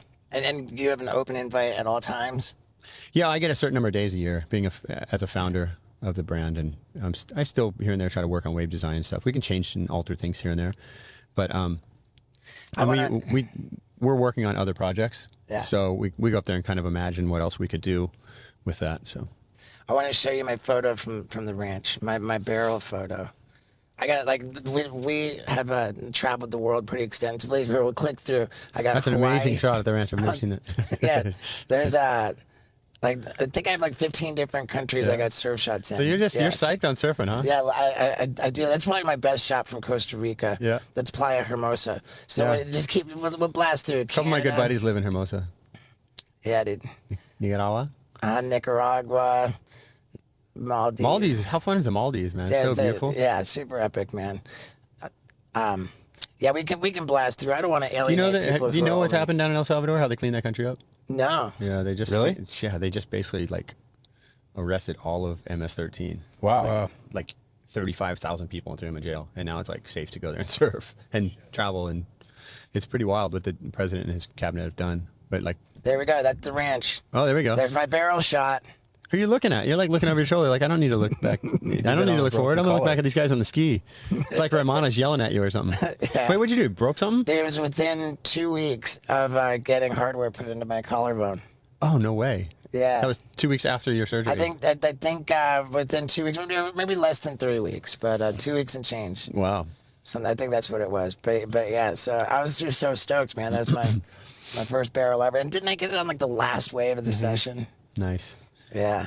Super rad, dude. I've got you to thank for it, man. I remember hitting you up on Instagram to tell you how stoked I was. Classic. So you're all about the UFC too. Love UFC, man. Love it. Yeah. I've been a fan since the early days. I guess in about 2005, I really got into MMA watching, and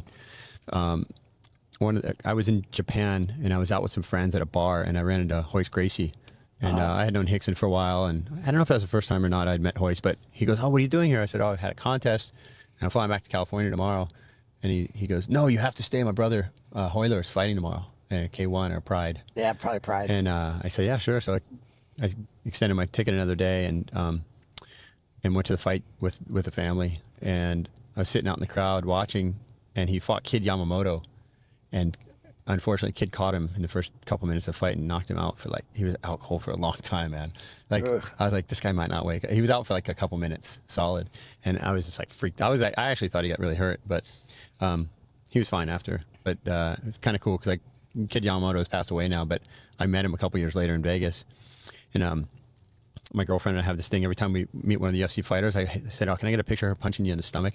So I had a picture of her punching Kid Yamamoto in the stomach. But I don't think he felt it, but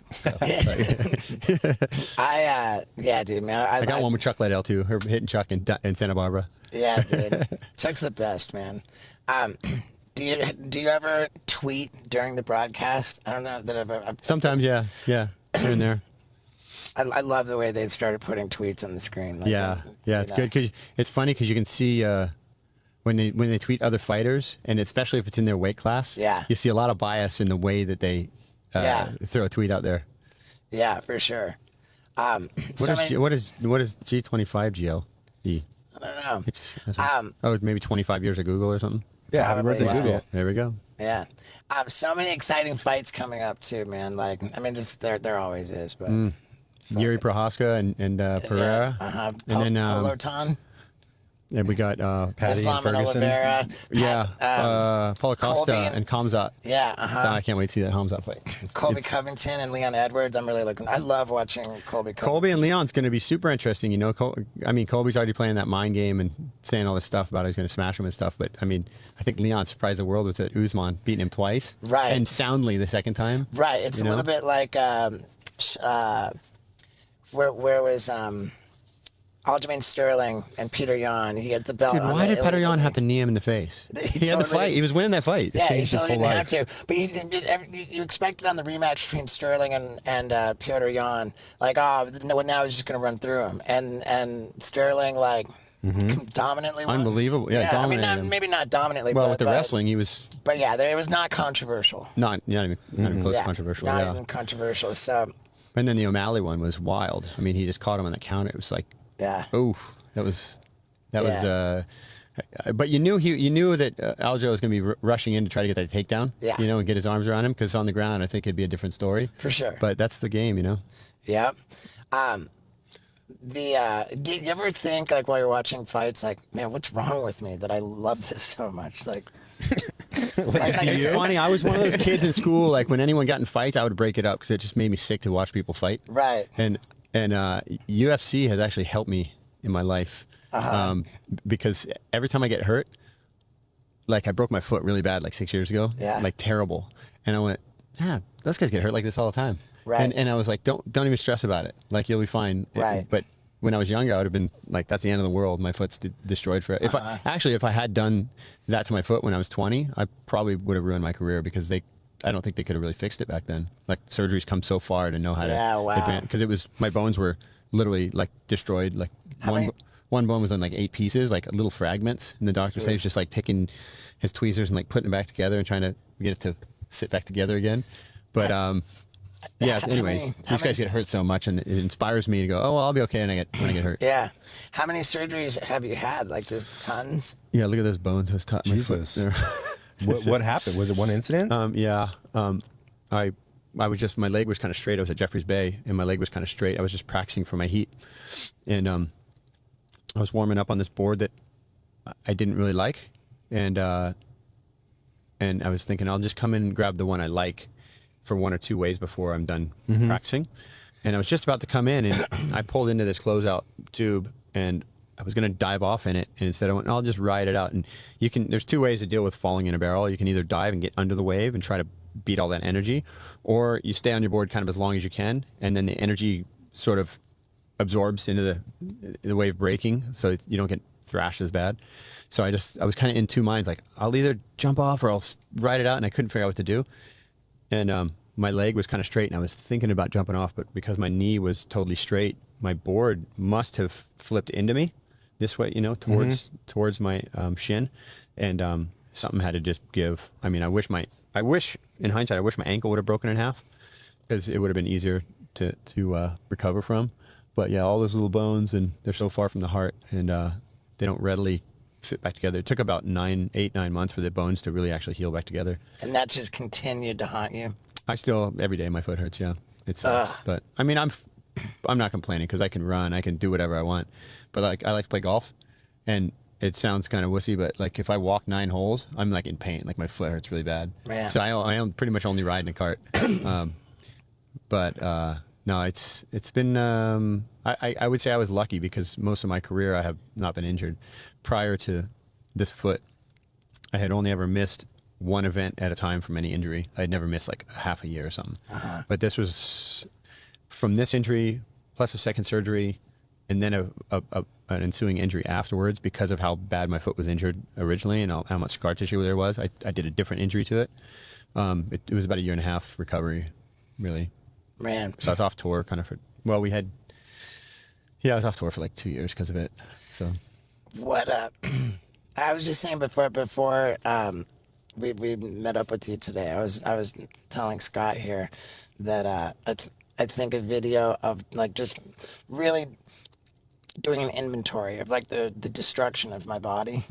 You know, like just the actual like what the all the cumulative damage and just kind of itemizing it. the problem for you is that you kind of choose it though. You've put yourself there. Like the interesting part is you're going to put yourself in a situation where you might get injured every time. So 10% of the time it's going to happen, right? For sure. And I like my story for the longest time has been I'm in like really surprisingly good shape, you know, given all that I've put myself through. And I'm feeling less inclined to say that now. Like now, like just, you know, I'm the Why you wake up in the catching morning, up. your The back wear and tear hurts. starting Still a little to catch arthritis up. here and there. A little, Yeah. I'm gonna sleep another hour. Yeah, it's time. It's time to make that video. I think that video is gonna be killer. I had this. The surgery I just had was an elective surgery. I didn't have to get it, but the doc said, you know, there's a chance if you don't get it and you injure yourself more right now, you might need a hip replacement instead of just a reconstruction. Did you have hardware in there? No hardware. I had hardware in the foot when I did it, but then I had it taken out in a second surgery. And now looking back, I wish I hadn't because it was such a hard recovery after the second surgery, like almost as hard as the original injury. Yeah, but as I understand it, if you break something that has hardware in it, then it just fully shatters. Yeah, then you're screwed. That's what I was worried about. But those bones don't move a lot typically anyway. Right. And the Liz Frank joint, which is the big joint right here on the foot, that one, I actually cracked that. That second bone was cracked, and then the fifth bone on the outside was cracked at the lower end of it, this side. Yeah, I guess the upper end of it. And so there was so much damage, and because I put the picture online, I was getting hit up from all sorts of different physios and doctors, like, "Oh, did you just notice this? Oh, this all you might want to check that." And I'm like, I don't know if it was good to like open it up because now I'm freaked out about how much injury Right. I've done. Like my doctor didn't really diagnose the Liz Frank injury. I had a break in the Liz Frank joint, and it wasn't obvious, and so we didn't really even talk about it. But that a Liz Frank injury is like 1.5 years when you do it. But typically there's 3 ways that you can fracture it, or the bones to your big toe and second toe can splay out, or they can splay in. And those ones are actually worse than cracking it. So I did the best of the 3, like the most favorable recovery. But a friend of mine, Ross Williams, broke his. He displaced him outward, just doing like a 1-foot air off the back of a wave, and his foot just hit wrong, and it just like exploded his foot. And he didn't surf for 1.5 years. Yeah, like Fizzy tore his ACL. It didn't look like anything. Yeah. Like, Oh yeah, right. yeah, the other day. Yeah, I don't know if Ross had any pictures online from his. His was like 20 years ago. I feel like everybody in like the surfing community has this urban legend. I was talking about it with Isaac yesterday, that they all know somebody or they've all heard the story of a friend that, you know, wiped out and the fin cut their testicle and their testicles unraveled. Do you know anybody that this has happened to? Have you ever heard this story? Is this? Oh wait, what does the testicle do when it unravels? You mean it comes out of like It slices their testicle open and it unravels. and it just like comes out or whatever? Yeah. Yeah. Isaac, will you say you've heard this? Yeah, I've heard this. And then you've asked somebody else and they've heard it, and I'm like, dude, I've heard that. What does too it mean before. when a testicle unravels? What does that mean? I guess there's like all these little like intestines it looks like in there, and it just unravels. Huh? Yeah, testicle. I suppose it is like like a ball of thread. Yeah, Somehow. is it like an old golf ball with a bunch of I band-aid, think so. I rubber was just bands around wondering- it? Or? You'd be the person to ask. That's what I would think. No, I've You've never known anybody for this to happen, or like, what's the worst surf injury you've Tom ever seen? Carroll talked about an injury he had. He was in Japan, and His this is in the testicles unraveled. 80s, early 80s, and his board, he had a single fin board, I believe, at the time, and he wiped out, and it went under and came back and literally shot him in the butt, and like ripped his whole butt and anus and everything, like cut it all open. Really? And he had to go to obviously had to go to the hospital to get surgery, and he told me they put him on this like cold steel hygienic table, and he was laying on his stomach, and he had like 3 or 4 nurses and a doctor or 2 all around, like literally having to pull up in like his butt cheeks and Holy talk. fuck. And he said he's freezing and he's wet, and like, and he said he was so embarrassed, but he couldn't understand what anyone was saying because it's in Japan. So he's like, I just remembered like looking, and they were all just like looking down at my anus, like trying to figure out how were they going to fix me and how Holy disgusting the whole thing was. Jeez. Yeah. I've heard of a couple people getting speared in their butt by the board, and it doesn't sound like something I ever want to go through. But yeah, also it's. A lot of people get turned off from surfing because they get hit in the head by the board the first time they surf or whatever. Break. Somebody told me, I met a guy yesterday. We were talking about some work stuff, and he said, I've only ever tried to surf once, but he's like, I didn't do it again because my board hit me in the nose and broke my nose, and I was just bleeding everywhere. And he goes, that was my first time ever trying to surf. I broke a tooth with my board. Yeah, right in the beginning. Yeah, smashed it, and it is embarrassing. That happened at the Waco pool. Really? Yeah, like the place with no variability. Like, yeah. Yeah, there's that. We've had some gruesome injuries. That was like one of my friends, Shea Lopez, he's from Florida. He was surfing at the pipeline contest, and this one particular year, it was only rights because the swell direction you can only go right, and that's on his backhand. And the sandbar had formed on the reef, so it made the reef extra shallow, and then off the reef it would just drop off into deep water. And you've probably seen those waves at Chopu that kind of go down before they go up. If a wave is sucking off, it's sucking off a shallow enough bottom compared to the height of the wave will actually go below sea level first. It'll go down like a wave in a river on a rock. It dips down like a rapids. So really super shallow, intense waves will do that. And Shea was doing a floater on maybe like a 6 or 8 foot high face and free fell off it. And when he hit the bottom, his leg was completely straight, and he landed straight into that part that was dropping, the dip that was going like below sea level, and nothing gave. You just saw his knee go backwards and sideways and like inward, and then he just like, it looked like he got completely mangled like in like a car compactor or something. He hit the water, and the footage was amazing. Whoever filmed it, they kept filming him after he came up because they knew he got hurt, and he's just laying with his head down on the board with his arm waving like this for the safety crew to come get him. And you could just tell like this guy just ruined his leg like maybe for life. And he didn't surf for 2 years, I think. Like he said, he blew everything, completely tore ACL, MCL, PCL, and it was just like a minefield in his like a mine went off in his kneecap. Yeah, and in some of these countries where you're like go to the hospital and it's like not the best surgeons. You're like, yeah, oh, I mean, fuck. if you did that, and I mean, like when I broke my foot, I was in Africa. I'm like, I'm getting on a flight and going back to the States. A couple of my friends said, oh, there's a good surgeon or two in Cape Town, but I called my surgeon buddy back here, and he goes, look, he's like, I could do it and I'd be all right. Like, I'm pretty good with feet, but I'm going to find the best guy I can, like in the States for you.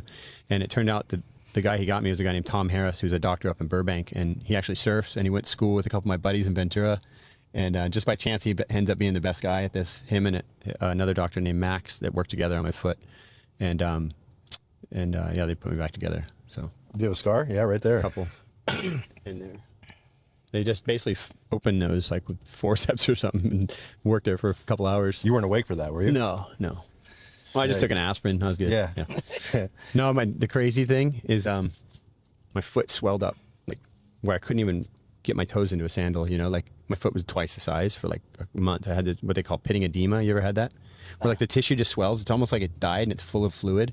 Like you have all this inflammation. So it's almost like nature's cast. It just locks your foot. Is that it on the right there? That was right when it happened. That was before my surgeries and before it was all big. But yeah, it was it was huge. I could push my thumb. I could like take my finger and push like this, and it would leave like a little teacup, like an indentation in my foot. Do you ever mess with ice baths for recovery? Yeah. Yep. You a big fan of those? I love the ice baths. I'm not doing them as much as I should. Last winter I was doing them a lot, like pretty much daily.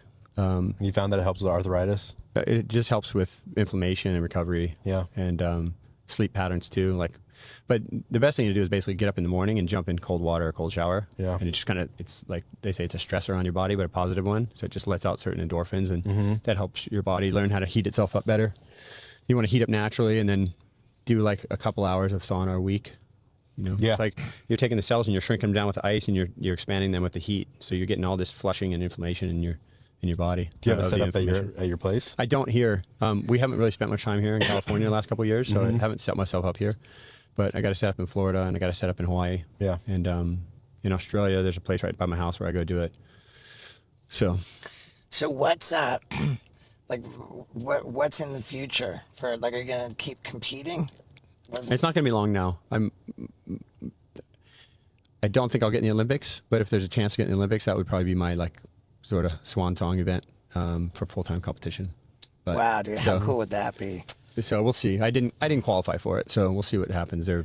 If there's any other way to kind of get a wild card, or if somebody gets injured or something. But as of now, I'm not qualified for it. So Have it at the surf ranch. yeah, I mean, the Olympics is kind of the perfect event to have at an artificial wave. Big time. Yeah. Because you just have that standard over and over, and it's more obvious for people who don't know surfing to watch it. It's like watching that river raft, like the river kayaking, the slalom course they do. They have the exact same flow for every person. They build a course with the exact water flow. So it really comes down to the skill level, where I think the Olympics potentially is a good format. It would be a good format to run in a wave pool because of that consistency.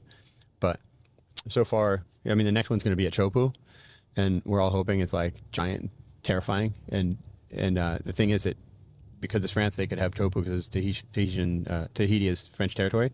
So it's going to be the only event on live in the middle of the night for France. So surfing will kind of be displayed on its own in some fashion because there will be no other live events at that time. That'd be cool. But they have to, I think they have a 3-day window, and they need 2 days to run. Yeah. So we don't really have much of a waiting period. And the problem is Tahiti can get these maramu winds. They can have really small, shitty swell. So if they would give us that whole 2-week window of the Olympics, maybe even 10 days, like somewhere in the middle, we'd for sure get good waves. But as of now, the average day at Chopu is not a great day. Right. You know, it's like, it might be fun. It could be tiny. It could be onshore. It could be the wrong swell, you know? It could be too south or what. There's a lot of different variables that go into... People take it for granted. You see pictures or videos of Chopu and you go, oh my God, that place is almost terrifying. You go there on an average day, it might be head high, might not be swell, the wind's wrong or something. I mean, typically the wind's pretty good, but you can get these maramu winds for like a month that are onshore and not good. Basically the same thing at Cloud 9, right? It's not always... Yeah. Because we went there and it wasn't... Yeah, I haven't surfed Cloud 9, but I've never been. But I know it's a fun wave. But surfing got real popular when they found Cloud 9 25 years ago or whatever. Right. And they publicized it. Boom, just all of a sudden it created a huge sort of surf community right there. That seems shocking to me that you haven't surfed Cloud 9. I know, I just haven't been to I want to go to the Philippines. I think there's a lot of undiscovered surf in the Philippines. I'm sure of it. There has to be. Yeah, I'm sure of it. For sure. Yeah, a lot of good waves there. So fingers crossed for the Olympics. And other than that, I mean, we're at that point. Like, what do you picture being like 60 and 70? Like, do you have like an idea of like what that looks like?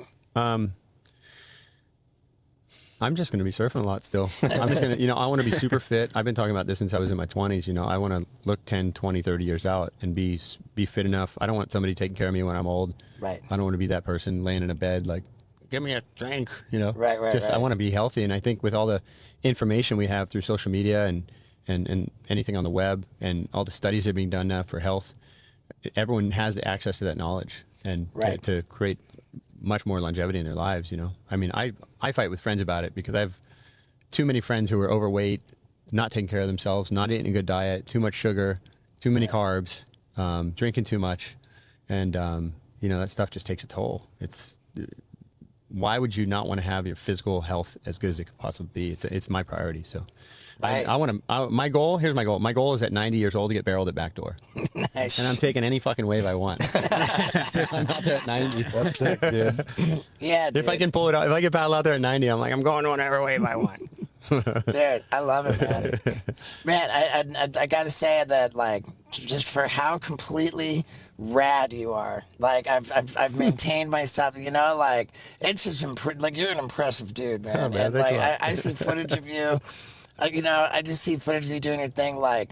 Just the goat here, man, and to keep it cool and dude, what an honor, man. I really appreciate you doing this. Thanks a lot. Yeah, I mean, I've obviously watched you for a long time. My manager. Do you know my manager, Terry? He managed BAM forever. Oh, okay. I'm not sure. Yeah, no, but yeah, I've been kind of around the peripheral of your guys' Jackass stuff for a long time. Obviously, the early days. I was living up in LA, and I was kind of buddies with Spike Jones back in the day. Okay, cool, man. So I was living in Silver Lake for a few years. So I was kind of in and around that scene a little bit. Spike loves surfing. Yeah, he kills it at the ranch. Yeah, I actually haven't seen him surf up there. I saw him up there once, but I saw You saw Spike surf at the ranch? I think that when we left there, at one point I went there and Spike was coming in with Jonah Hill. Oh, really? Like right Yeah, Jonah after. goes a lot. Jonah's like crazy about it. Yeah. Yeah.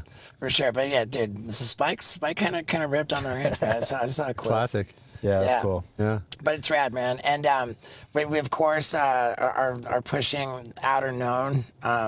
Congrats on that. And Yeah, and thanks, man. What other stuff? And anything? Your social media? It's just Kelly Slater. Yeah, it's just Kelly Slater. Yeah. I'm actually not even that active on it anymore.